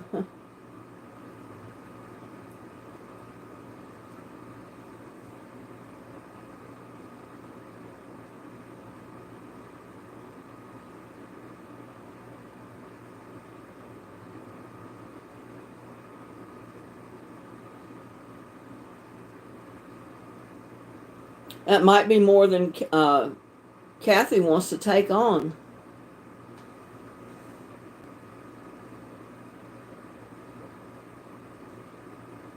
I don't know.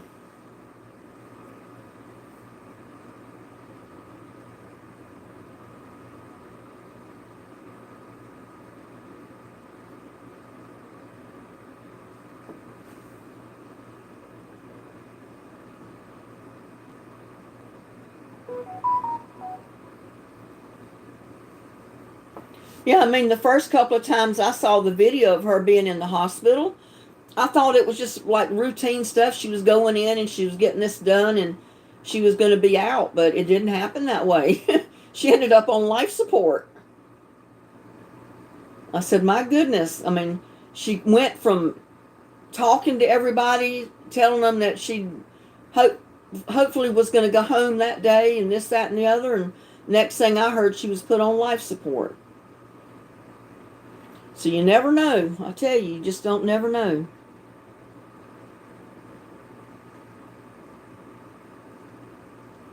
Yeah, that's what I figured. That'd be a lot to do for just a Southern girl to try to keep up with that.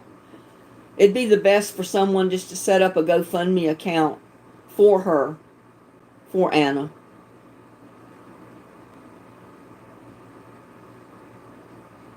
And explain to them why they're setting up the fund, why she needs the money. And she'd probably get people to pay some into it.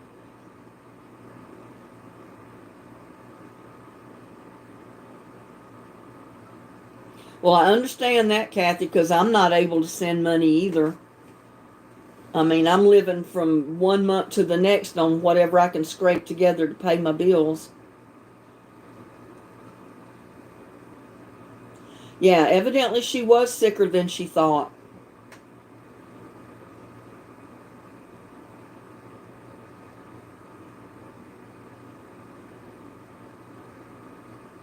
Yeah, sometimes we don't realize how sick we are. I was walking around for days with pneumonia thinking I just had bronchitis. And I went into my surgeon and she said, "You've got pneumonia."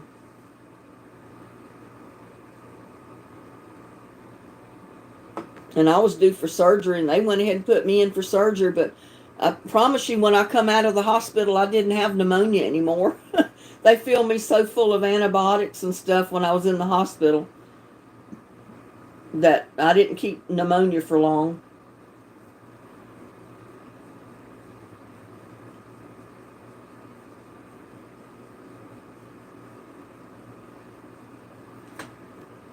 Yeah, I don't know anything about her family, Kathy. I don't know if she's got family around that can help out or what the deal is. Where's her kids?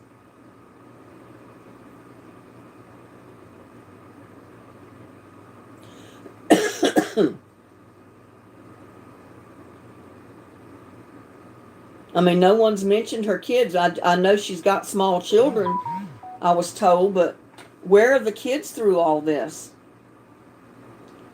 Hopefully some family member has her kids.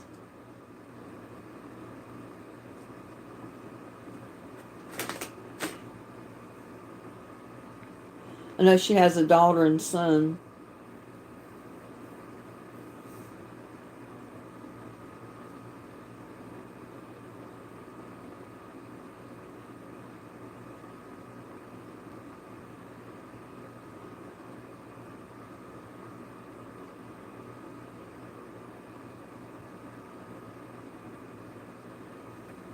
Well, at one point I heard that she had small children at home that she was caring for. Does she have small kids, or are they grown, or what is the deal with the children?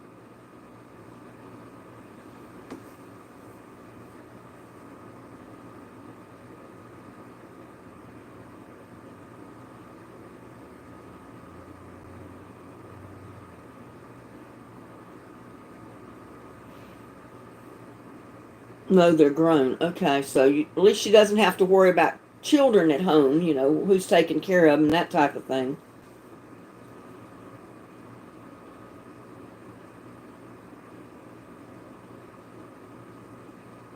I tell you, times have changed a lot from the way it used to be years ago.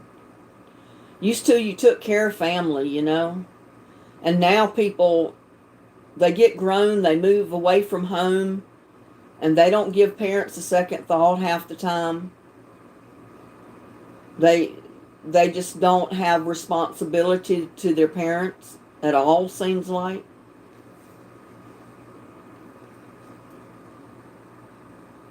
I know when my grandmother was elderly, she never wanted to be put in a nursing home. And my aunts and uncles never would let her go in a nursing home either. They took turns taking care of her at home. And then when it got right down to where she had to have someone with her all the time, my youngest aunt just moved right in with her because her kids were grown, her husband was gone, so she just moved in and took care of her.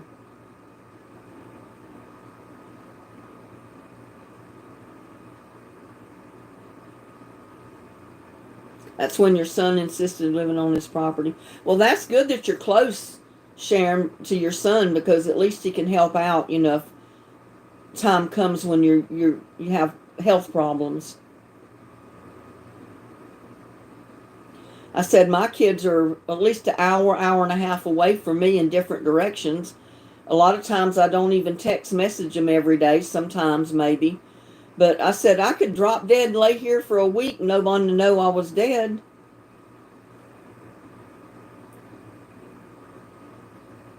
Unless one of them tried to text me and I just absolutely never responded. They'd know something was wrong.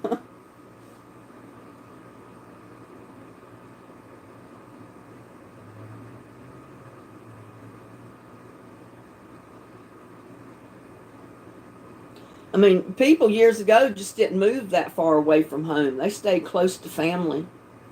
And I didn't want to come to Texas, to tell you the truth. I wanted to stay in my hometown. But I ended up here, and I've been here ever since. So it was not in the cards for me to be there.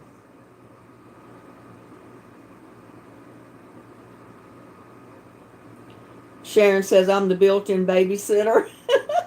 Well, you probably don't mind taking care of grandkids.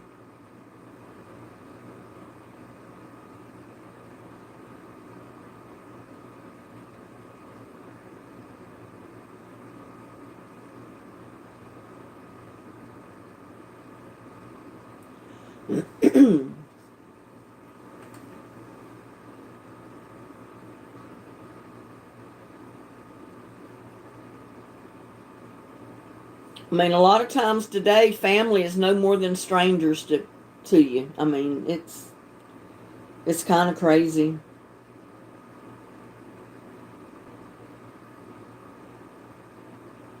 I hate it that so many years ago I had to move to Texas, and I've been stuck here ever since. And years and years have went by that I have not seen a lot of my family, a lot of my relatives.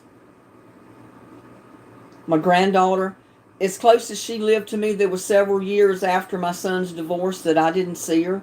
And she grew up. I mean, like 12 years old, and all of a sudden she was grown. I mean, I got to see her once in a while when I'd go to my son's house. She'd be over to see him. And other than that, she just kind of grew up on me. And now she's grown. She'll be 21 this summer.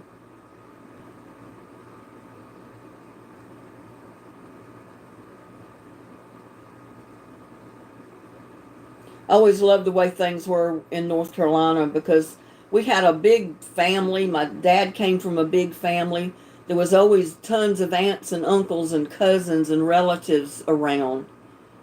We were always getting together, having dinners and cookouts and fish fries and stuff like that with family, and it was just good times.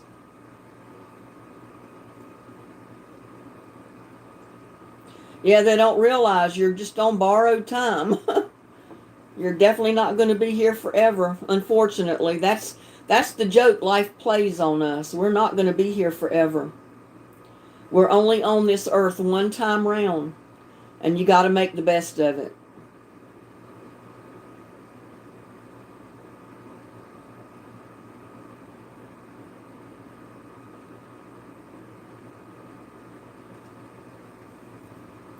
Not all teaching them not to everything comes from a box or a freezer. Yeah.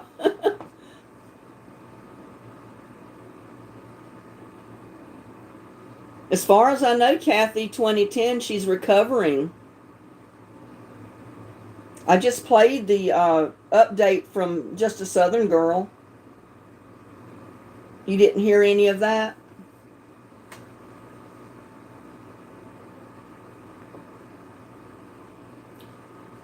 According to what she said, they drained fluid off her lungs and stuff or whatever, and drained a lot more fluid than what they thought was there.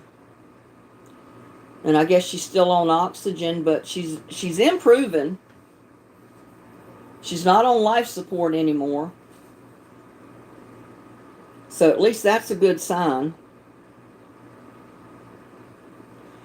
But you don't know. She's still got a long way to go.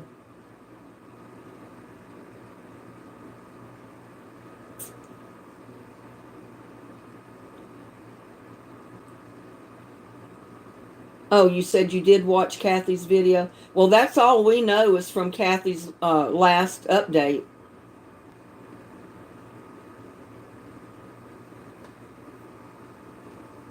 So I guess she'll still be in the hospital and recovering for a while longer.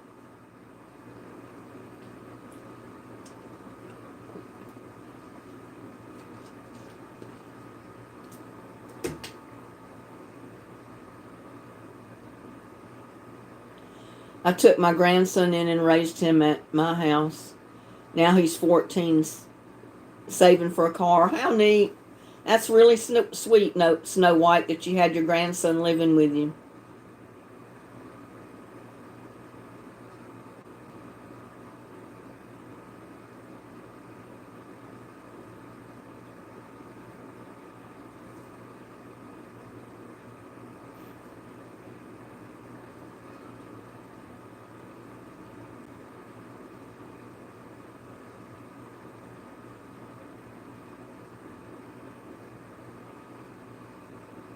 I have used the box if recipes.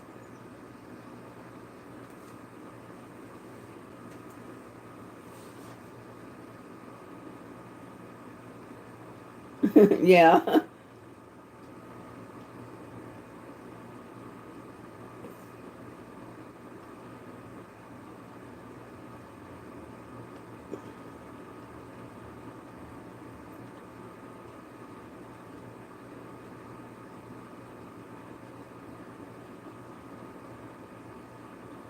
Grandson wants a truck. Well, they cost more than a car. I found that out when I was looking for a car. I almost considered getting a truck till I saw the price tag on all of them. I said, oh, maybe not. Maybe not. Even the used trucks were way more than I could pay. I mean, I could have paid for a truck, but it would have been a little bit difficult, a lot more difficult than paying for my car, because they wanted twice as much for the truck as they did my car. But sometimes I think I need a truck, buying stuff to bring to the house to do repairs and remodeling and all that. Because I'm a stickler. I don't want to pay the $60 delivery fee. It might be $80 by now.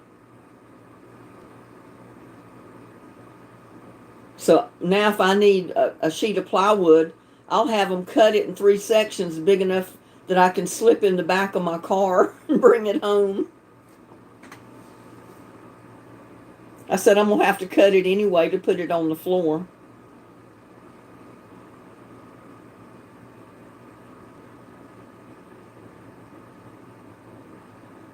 Oh, okay. You still use and have the box of recipes your granny gave you. Well, that's good. I bet there's some good recipes in there.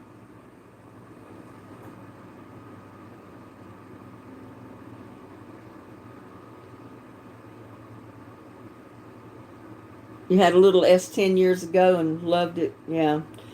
They come in handy because, especially when you live alone and you got a big yard and you get into gardening and all this stuff, unless you're willing to pay these outrageous delivery fees, it's well worth it to have your own little truck. Because sometimes maybe I want to run to the Home Depot and pick up a couple of bags of concrete mix, or maybe I want a few bags of mulch or potting soil or something. Not enough to pay a $60 delivery fee. So I usually go put all that in the back of my car. If it'll fit, it goes in the car. I turn my car into a truck.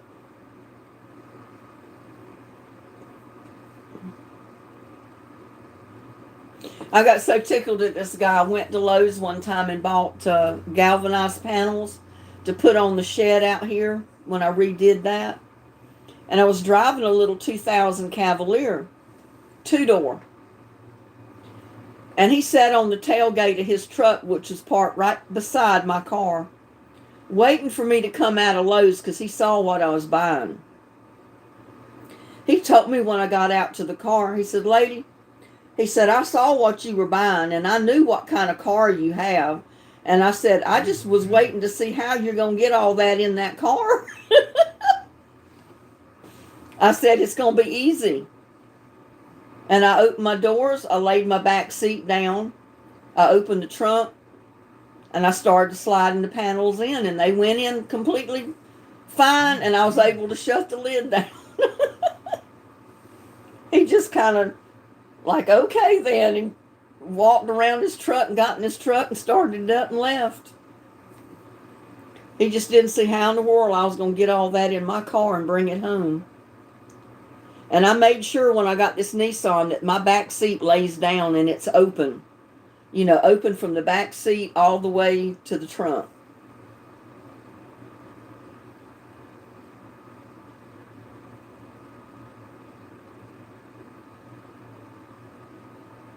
Now you can't climb up in it.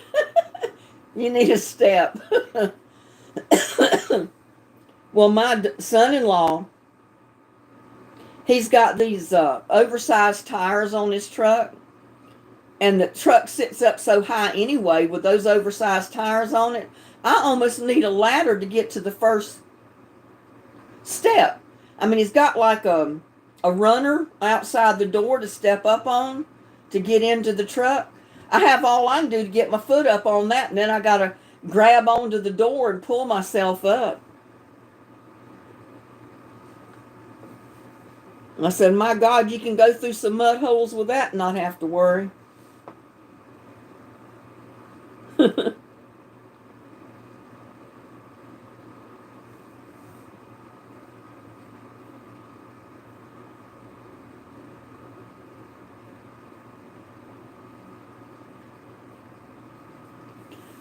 It was funny. He told me the first time I got in it, he opened the door and he saw that I was having trouble getting my foot up on it high enough to get on that first rung, to get in.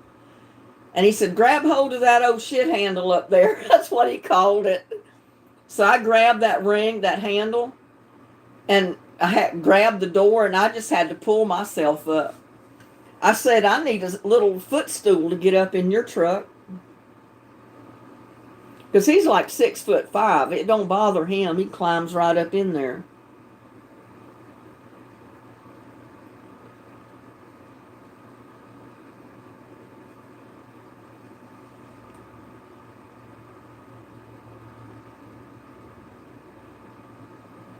I don't know. Maybe I missed it. I don't know if your comment come through about the toolboxes or not.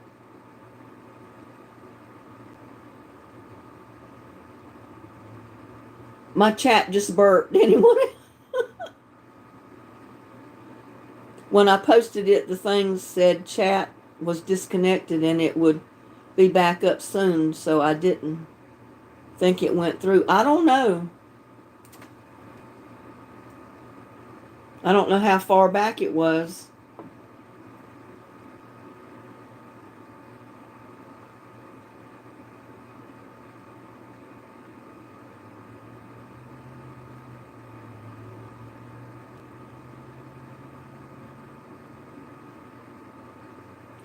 I used to drive my daddy's truck. He had a Ford truck, a big one time, and I used to love driving that around. And before I got divorced, my husband and I both I had a car and we had a pickup. And I drove the pickup quite a bit. Had a camper on the back of it. Sometimes I wished I had that pickup with the camper on it. Be great to camp out in. Because I could put a cot up in there and you can stand up in that camper. It's real tall, and on the back, the very back of it, it's got a regular door that you open to get in it. It's a lot better than having to go sleep in a tent on the ground, especially if it rains. In that camper, you're not going to get rained on, and the ground's not going to get wet under you.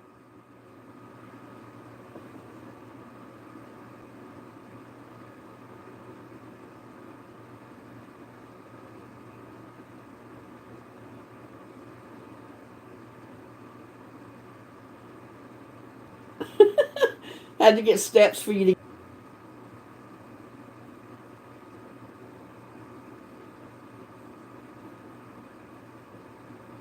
to.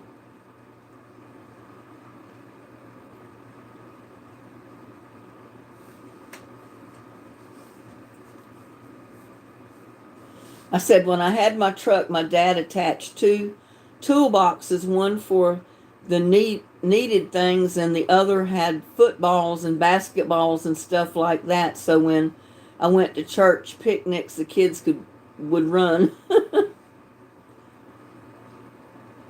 Gladys says, Linda, put up your tent. I've been thinking about it. I don't know. I might put it up one day and video it and post a video on it. It's going to be a lot of work putting it up, but we'll see. They're not too bad, but it's got a lot of stakes and stuff. You got to stake it out because it's a pretty good size.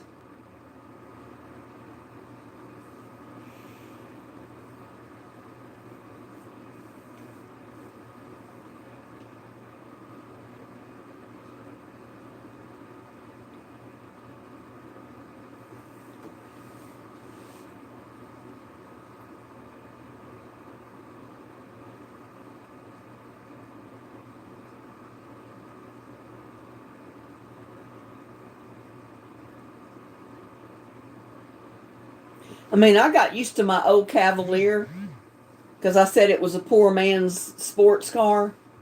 But actually the Nissan is better for my back because the seat sits up higher and it holds my back at a position where it doesn't bother my back for, driving long distances and stuff. So I really am better off with my Nissan than I was with the Cavalier. Now look up at the comment about Mom. I don't know how far back that was.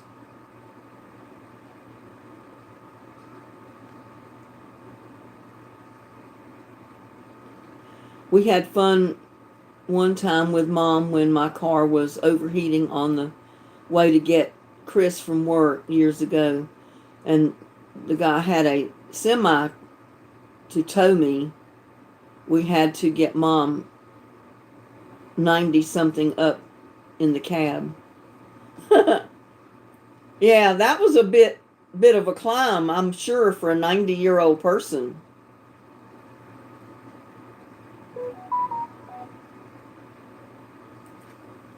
Well, I kept mine maintained. It looked just like it was brand new. It was 20 years old. And I was going to insure it as a classic. And then this cowboy hit me with a dual, what do you call them, dualies? And hit me in the rear end, and they totaled my car out. So I had to get another car. Because once they total them out, you can't get insurance on them like you could before. You can only insure it as a, uh, oh, I forgot what they called it. The motor fell out of your car? Oh, no.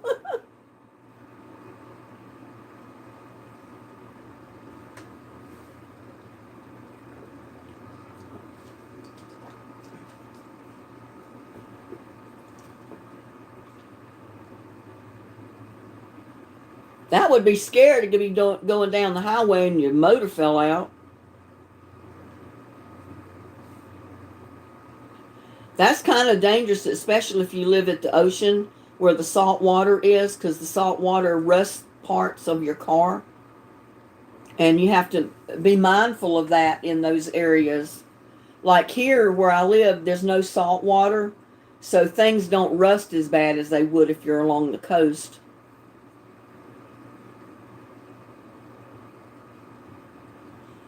Susan said, you are totally missing this. Well, mine was red. I'm reading your comments, Susan. You said you had a Cavalier for years until it totally fell apart. Mine was red too. It was solid red, 2000 Cavalier. And before that, I had a white Cavalier.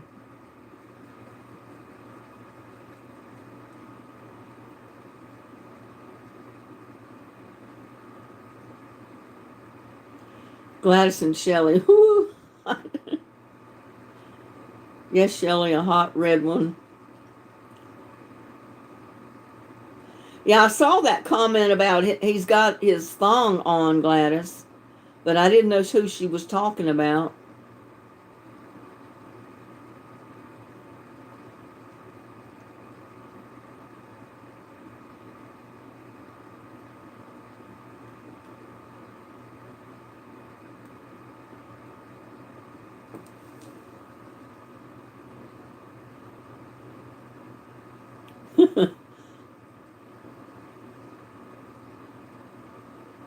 No, Gladys and Shelley.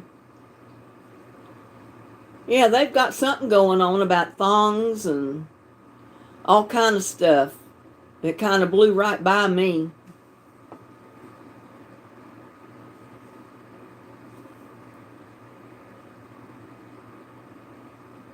Gladys said she passed it.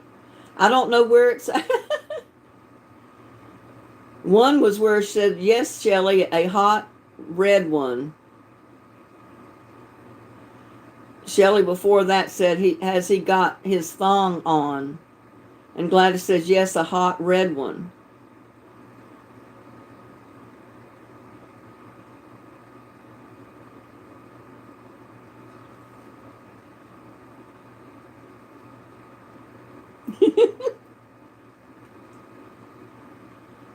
Long and hard, Shelley. How's he doing, Gladys? And she says, strong and hard. Oh, I see. I don't think I want to go back any further.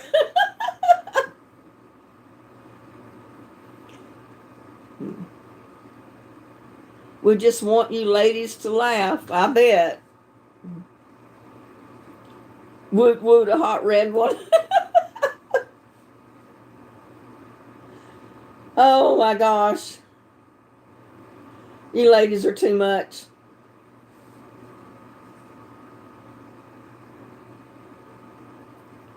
Too much.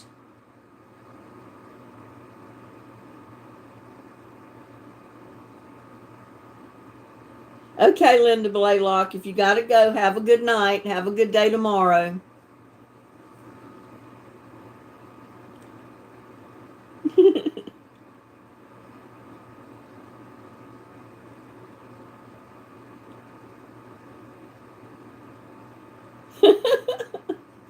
Yeah, so you can see my face when I read these comments. I can't see yours.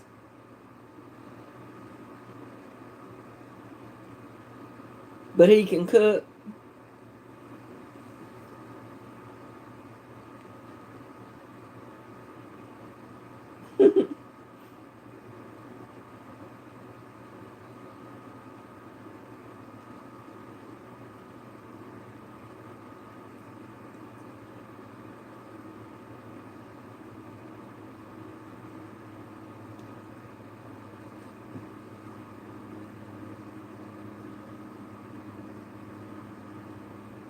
We need to go to LA.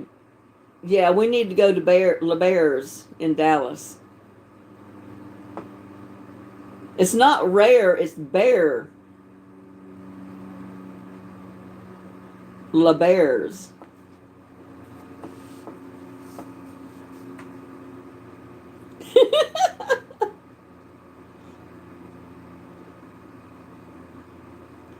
He can cook and stand up sleeping. Do that.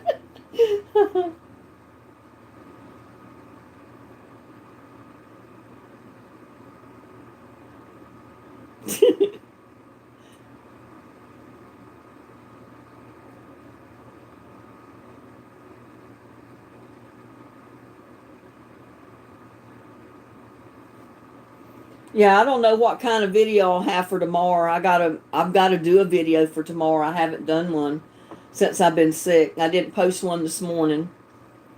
So I'm behind on my videos. I gotta get caught up somehow.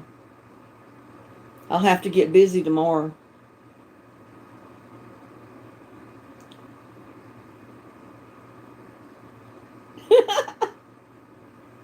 Susan says I need a rich old man that doesn't want sex but cooks good. Or if he's rich enough, he can just hire a cook.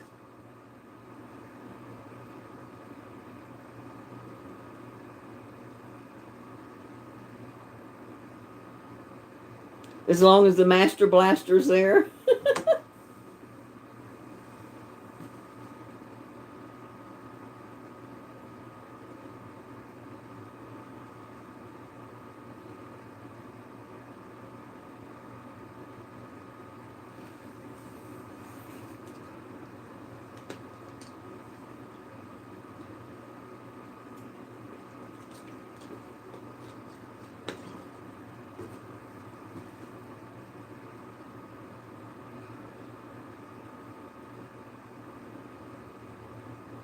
Don't give him any brownies.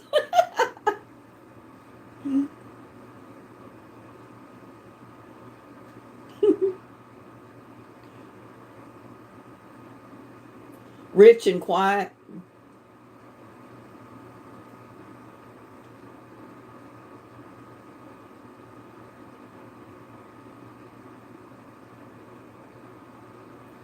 I had a 51-year-old start messaging me. I don't remember where he said he was stationed, but said he was 51 years old. He's about ready to get out of the military, looking for a good woman to settle down with. And I told him, I said, I'm a bit older than you, so he tried to say that age didn't matter, but you know it would. Wait 1 minute, what's in the brownies? There is no telling Kathy 2010.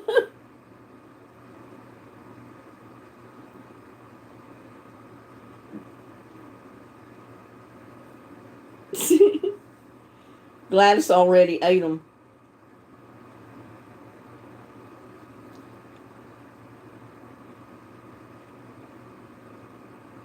Well, that's what this one said he was looking for. He's got a 9-year-old daughter.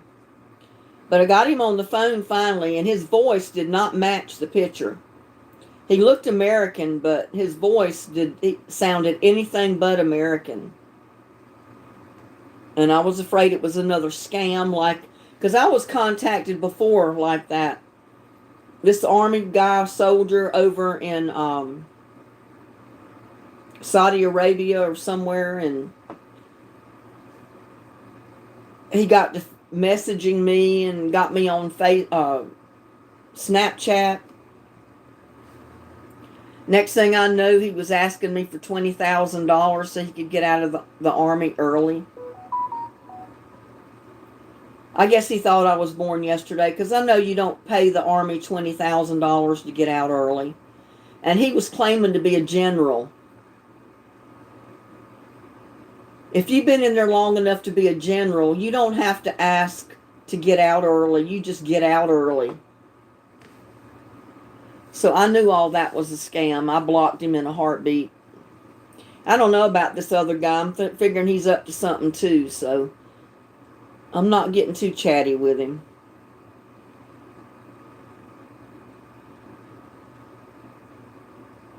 I mean, I get these pictures that people that want to be friends with me on Facebook, and you get these pictures of these good-looking Army guys, and they're in their 50s, 40s, 30s, and they're sending information to me wanting to get in relationships with me and all this kind of stuff. And I know that's not true. These guys look good enough they could have any free woman out there. They don't need a one that's 20 years older than them.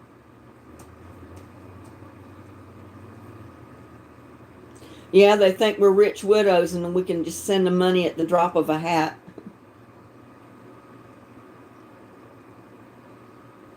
And then I reported that one to one of the Army websites, but there's so much of it going on, it's almost impossible for them to figure out who these imposters are. They get pictures off of pages on Facebook, and then they set up a profile of their own, and sometimes use the same name, only reverse the name, but they use the guy's pictures and claim it's them, and they start sending you messages, and the next thing you know, they want money. Well, guess what? This old lady don't have money to hand out. So they're barking up the wrong tree, so to speak. I'm not a money tree. That's what I told that one. I told him, I said, if you're a general in the U.S. Army and you've been in there for 30 years, like you say, you need to send me money. I don't need to send you any. I said, you definitely got more money than I got. I don't know about this last one, though. He didn't ask me for anything, but he did want me to go over to Google Chat, which I did, but still, a 51-year-old, wanting to connect with me, it don't sound right. And I said, I'm thinking it's just a different approach. He's going to try to get me hooked in, and all this, and then he's going to finally ask for money or something.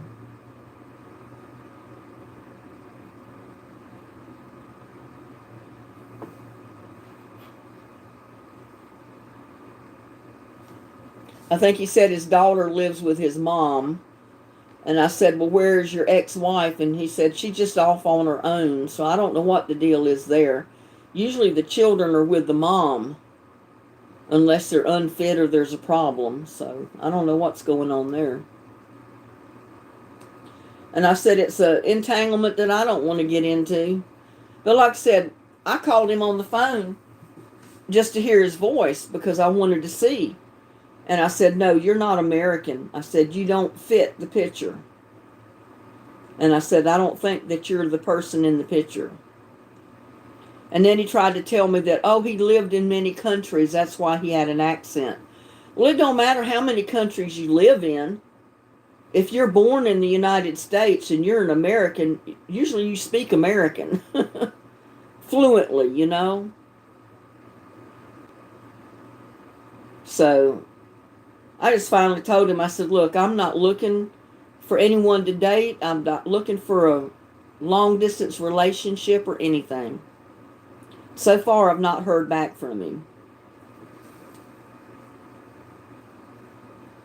Yeah, it's just another way of leading up to asking for money.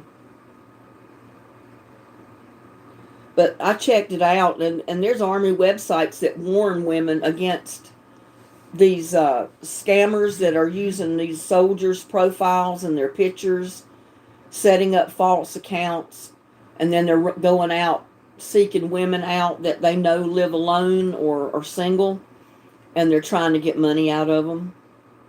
And I'm sure some of these women have sent money, believing some of the stuff they tell them. I don't believe any of it. I gotta let little buddy in. He's scratching on the door.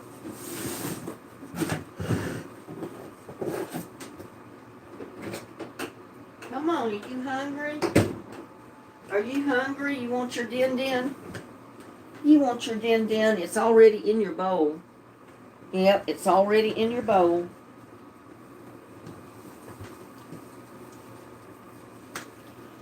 I said I might be getting older, but I wasn't born yesterday. And I said I'm not sending money to anybody overseas that I don't know where they're at, who they are, or anything else about them. I don't have the money to spare.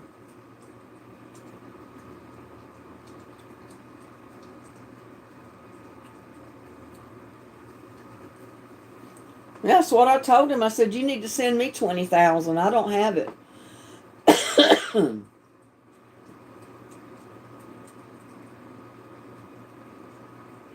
And this guy, the last one, he came right out, and I told him that I do YouTube videos and pick up extra money to help pay my bills each month. He said, how much you make on YouTube?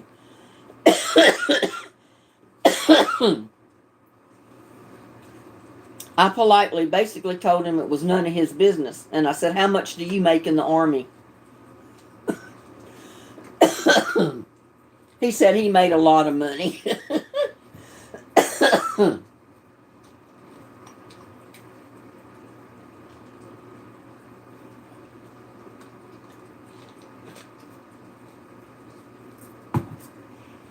But I told him, I said,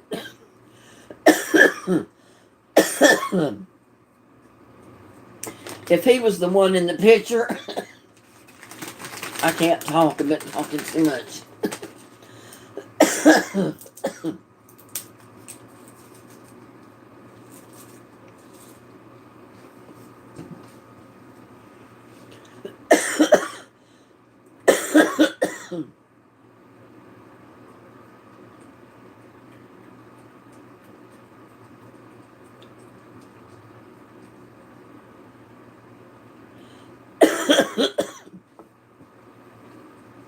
Me either. I just don't want anyone that comes along.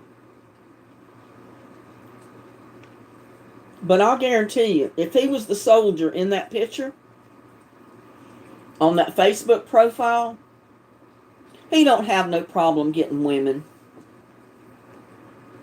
He don't need to hassle with an older lady.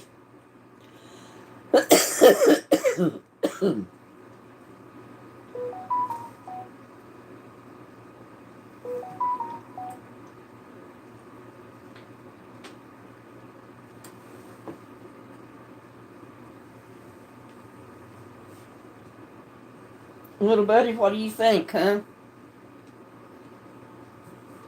What do you think?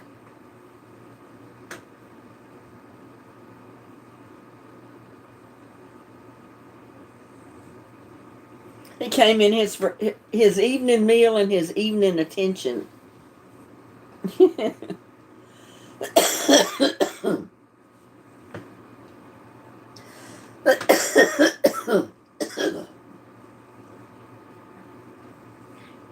Yeah.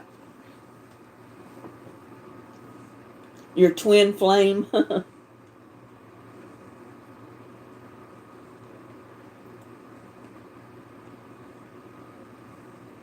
Yeah, they tell you on these military websites, they warn women about these scammers that are using the profiles and the pictures of these soldiers to scam women out of their money. And they warn women, they say, if you get friend requests from soldiers and they start asking you for money, you know it's a scam. Because even these guys overseas, he said they don't need money. The Army takes care of them. They feed them, they house them, they clothe them. They don't, they don't need to ask anybody for money. They don't need it.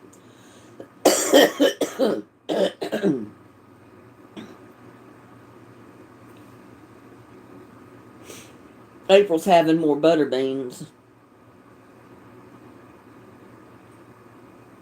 I don't know, Susan.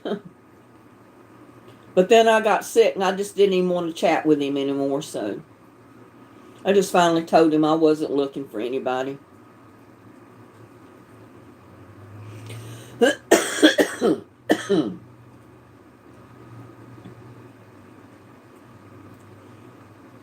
There's Connie. She says, "Oh, I'm laughing so hard. Good to know Gladys is still keeping all us rolling and laughing so hard. That poor Indian, she is a frisky one." I know.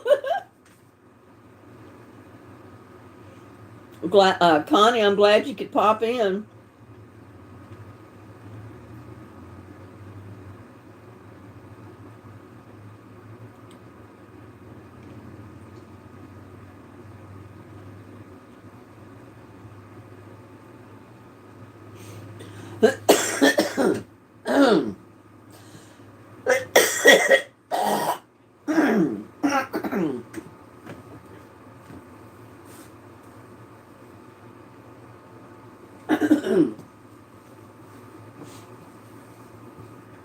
I got to coughing, and I guess some of that phlegm is coming loose in my chest.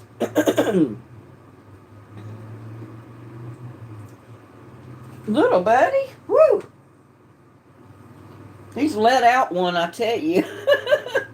Smells like he ate something rotten. Goodness gracious, kitty. Whew, take my breath. He said, "Well, I'm sorry, but I have air too." There was an explosion in Hawaii. We will know why.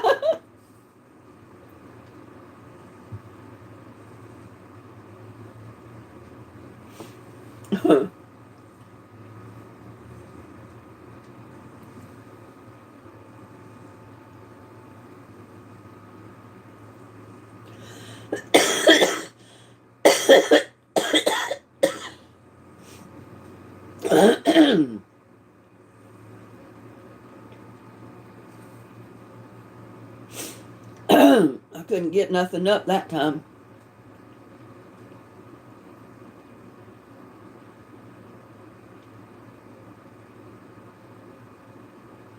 I know I've skipped over part of Gladys's conversation that she's posted because I know she'd get me laughing so hard I'd be coughing my head off.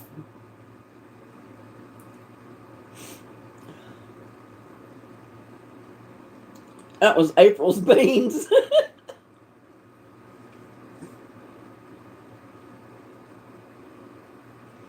We getting frisky with the wooden Indian? Well, I think that was Gladys' intent the whole time.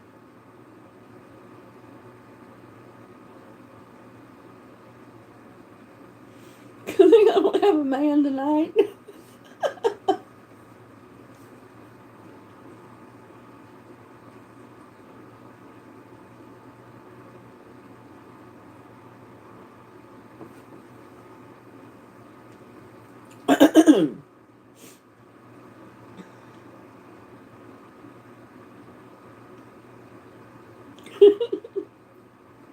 And there's Nancy. Hi, Nancy. Welcome to chat. Welcome to entertaining chat. And there's Kevin.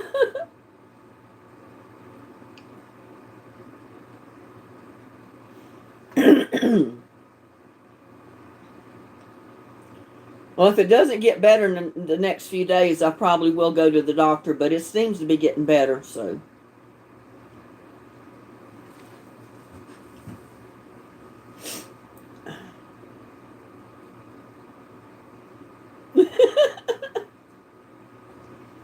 You can see her spiking brownies with the little blue pill. Remind me never to eat anything at any of you ladies' house.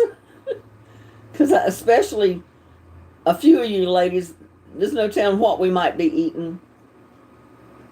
Earthquake. April, you got an earthquake going on?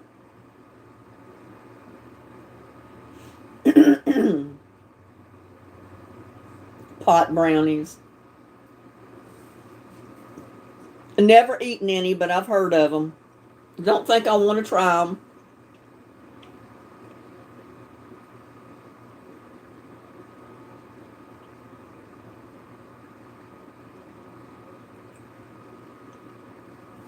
Hey, you think little buddy's been eating beans?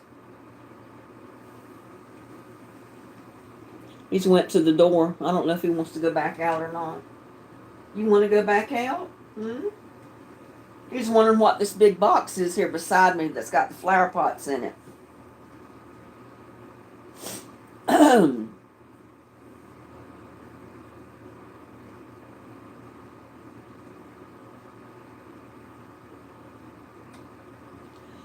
Oh, man. Susan says I'm innocent.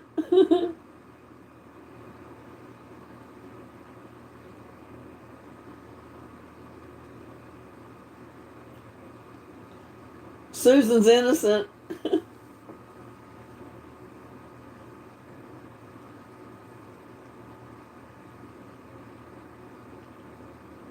Oh, yeah, Gladys, we know you're an angel. Yeah, we all know Gladys is an angel.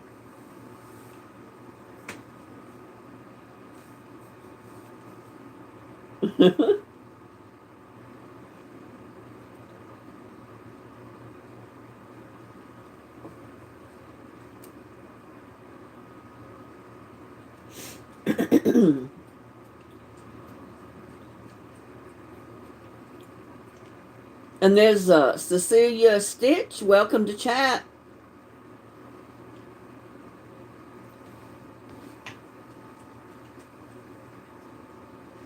He's back at his food dish. I thought I heard something crunching behind me. Here's the new kid on the block. I pray for all you to get well. Yeah. My allergies and everybody else's allergies and ailments.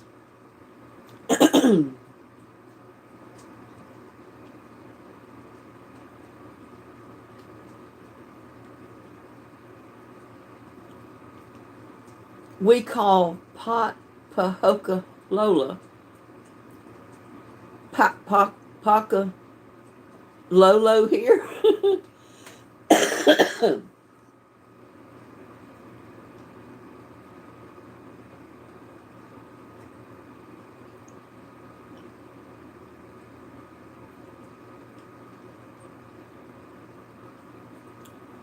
Crazy weed. And I guess it is could be called crazy weed. It makes you go crazy when you smoke it or eat it or whatever.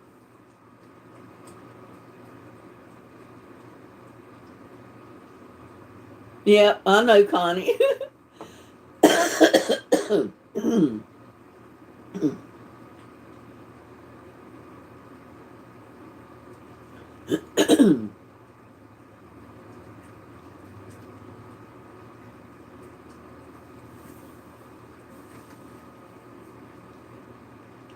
No wacky weed. No, no wacky weed for me.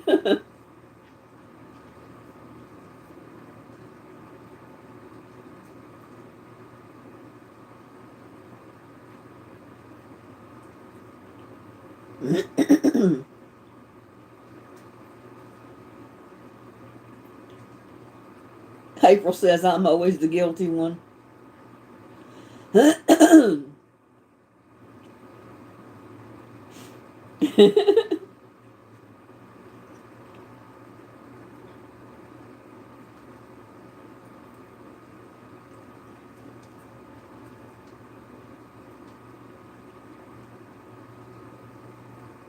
Shelly didn't do anything.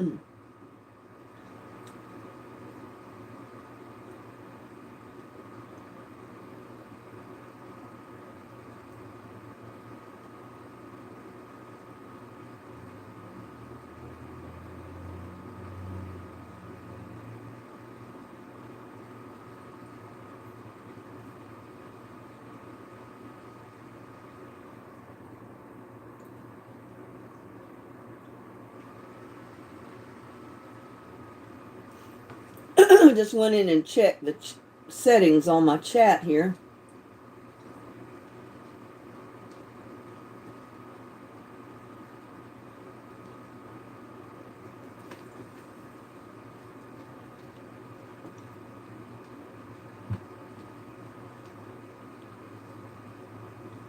You don't understand the English language, Gladys? I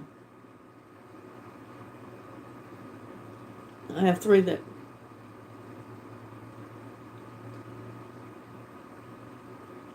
Wait a minute. Y'all are talking about Gladys corrupting people. And then T. Sharon comes in and says, I have 3 that germinated just waiting. And there's a Louisiana homestead. My mom loves watching your show.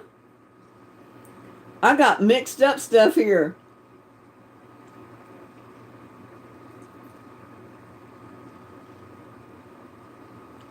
Welcome, Louisiana homestead.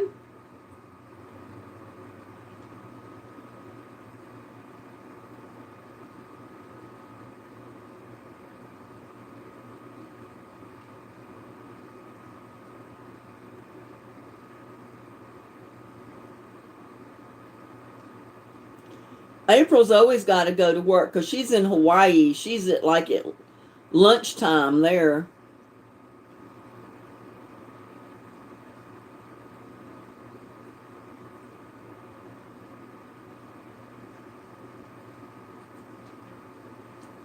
And we got Louisiana homestead just coming in.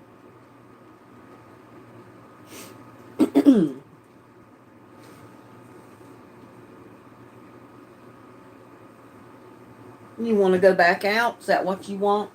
Come on, I'll let you back out.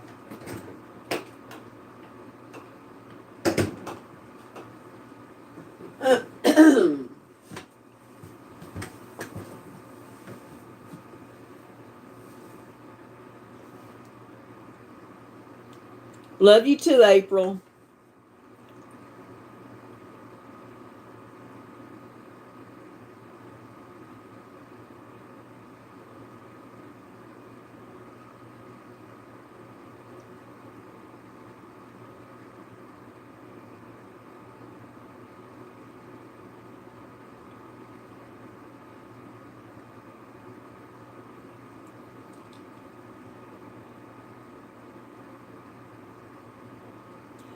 Something's about to pop off in Syria.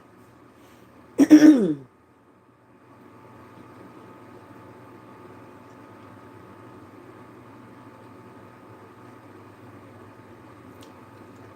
T. Sharon says, had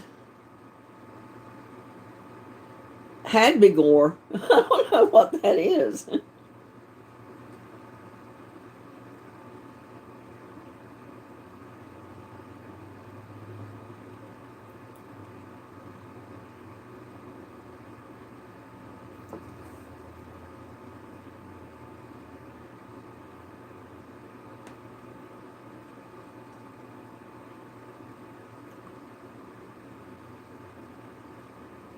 I don't know. I don't know what's going on in Syria.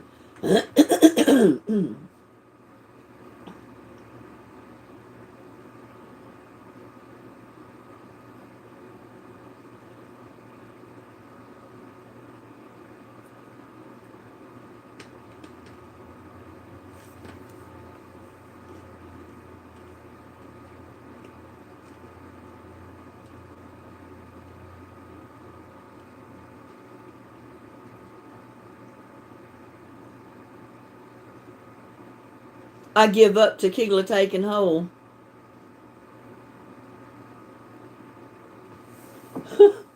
I'm lost in this conversation, y'all.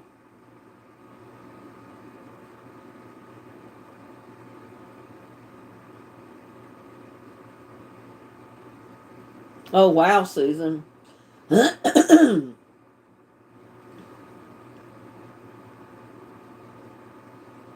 So sometimes it's not a good sign to have nothing there. Kind of like the lull before the storm.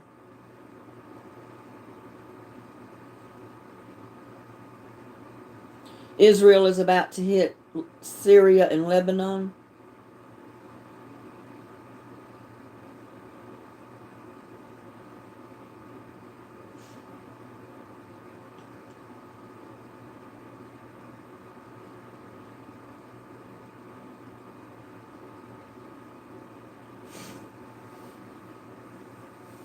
No, no, doesn't sound like it's a good sign.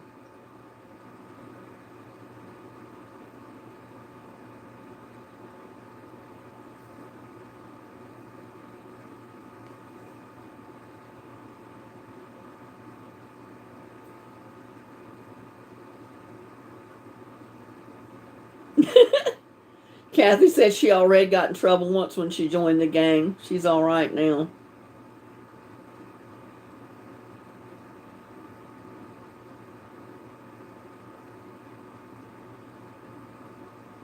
Just said it's about to hit the fan.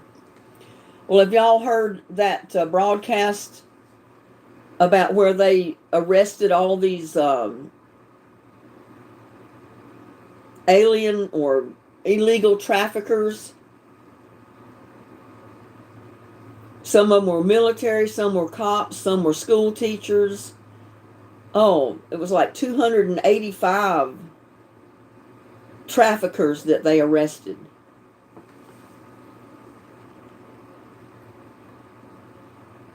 Well, good night, Kevin. If you gotta go, have a good night.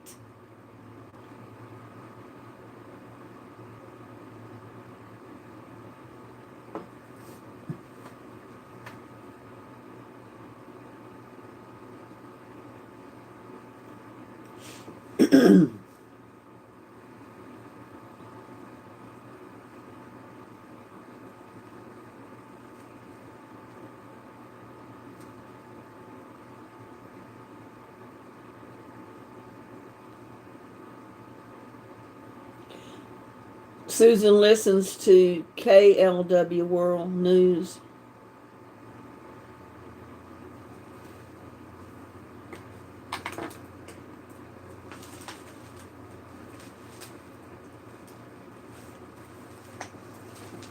Write that down. KLW.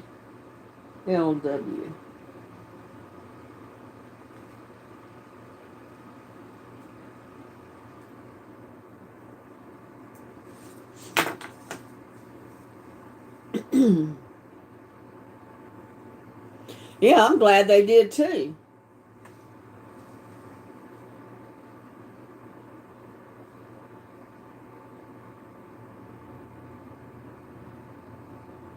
They arrested school teachers, all kind of people for soliciting sex.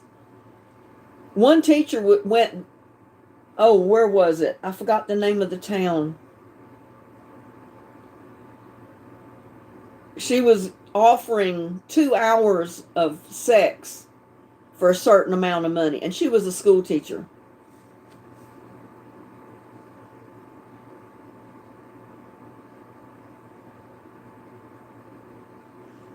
Somewhere down close to the border, because a lot of them are getting these illegals that are coming across the border, and they're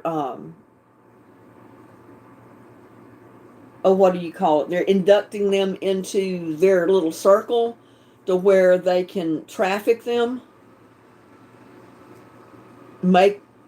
They'll keep them here in the States, kind of pay their way, and they have to go out and solicit sex for money and pay them like $3,000 a month to be able to stay here to pay off the debt.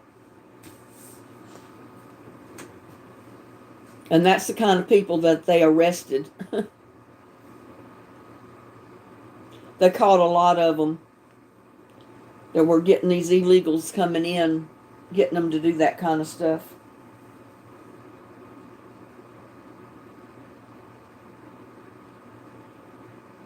Yeah, it will be a crazy year, being an election year.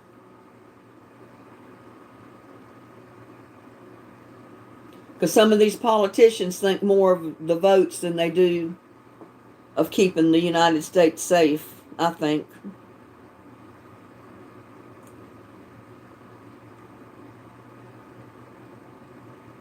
That's what I've heard, Kathy. I didn't know if it was true or not.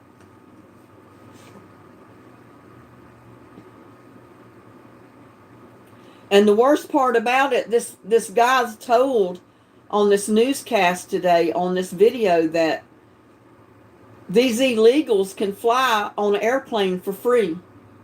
All they got to do is prove who they are, that they're illegals, and they get this voucher that gets them on an airplane to fly down to wherever they want to go, and then they solicit sex for money.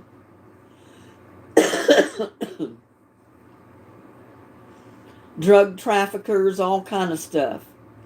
And these people are supposed to be flying for free.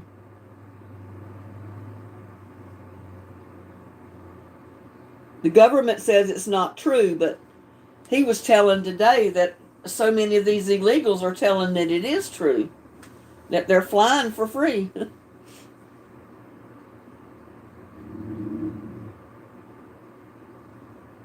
Yeah, at Louisiana Homestead, it's money that comes from somewhere, come from our taxpayers' dollars is where it's coming from.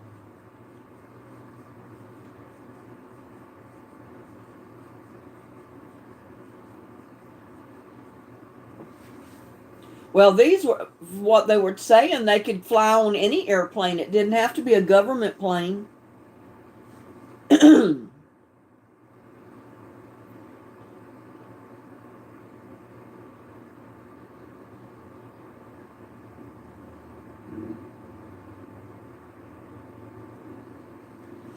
I mean, if you're illegal, I don't think you're entitled to anything free in this country.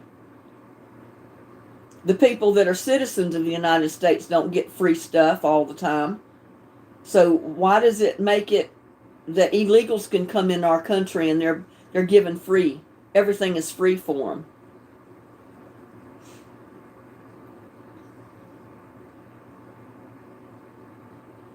Yeah, we got people living on the streets. We got people that are going hungry to pay their bills every month, but yet we got all these illegals coming in that the government's taking care of. And then the illegals are griping because they're not getting enough. Well, hey, we don't owe them anything. They shouldn't be given anything. They need to go back to where they came from. Gripe at their own government.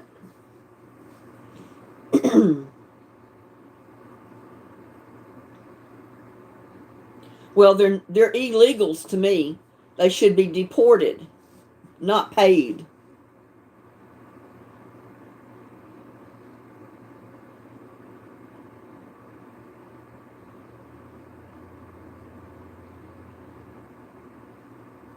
Yeah, that's true, Susan.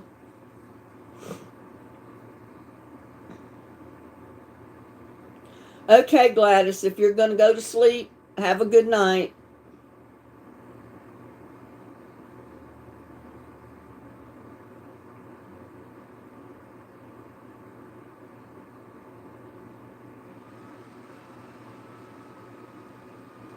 Oh, I'm tired of their not politically correct crap.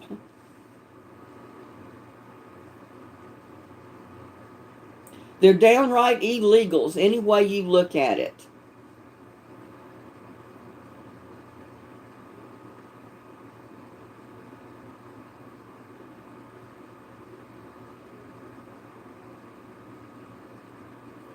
Well, I guess I'll never be politically correct then, because they're illegals. Any way you look at it, they're not legally in this country and they should not be here.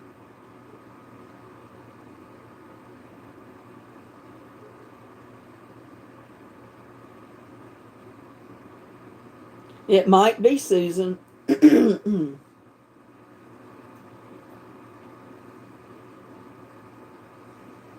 It just very well might be.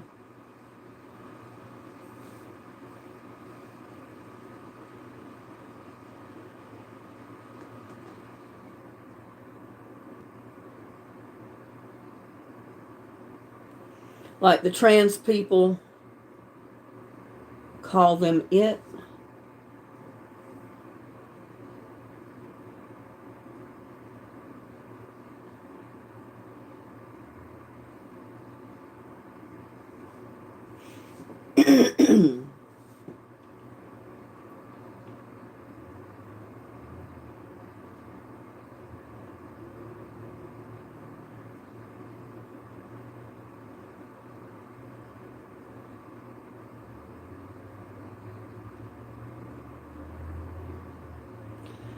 I don't know. It's all crazy.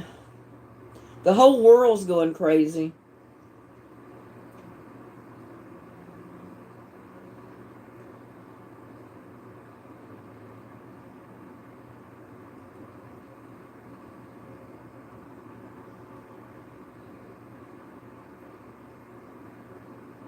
Exactly, T. Sharon. Why do they get things just given to them and then they complain because they're not getting enough? They're not entitled to handouts in this country. They need to go back to where they came from. Get their own country to give them free stuff. Our American citizens that are in need don't even get free handouts.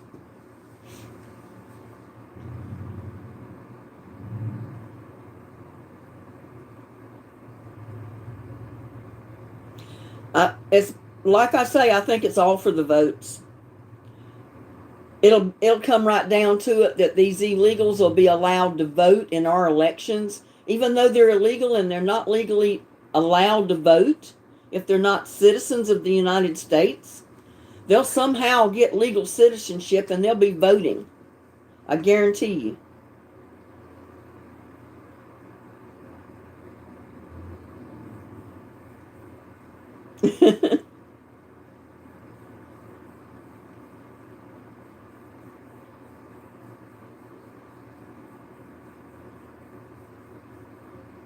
All the tears from laughing. Well, we've been on here for over 2 hours. Let's see. Almost 3 hours. I guess we ought to get off of here and let people get back to their nightly routine.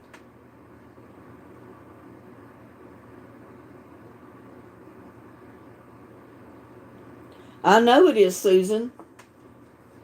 We got people right here that are U.S. citizens that have fought for our country that need stuff, and they're not getting what they need, but yet they're giving it to these illegal aliens.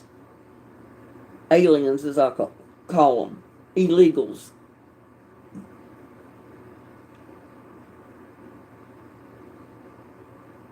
$33 watching. Yeah, I got a pretty good bit watching.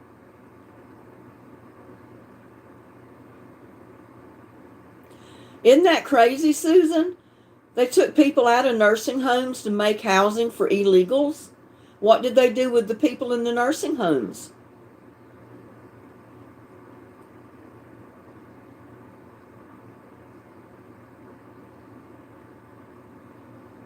And they did it to a veterans home.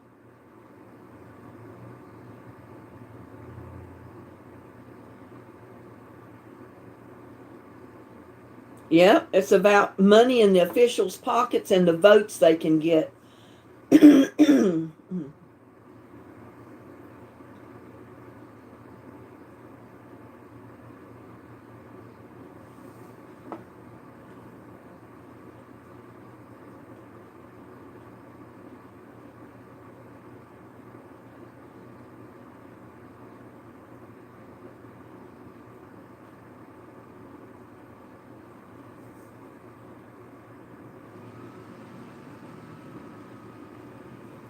Okay, Kathy, good night. I'm going to go ahead and sign off too. It's getting late.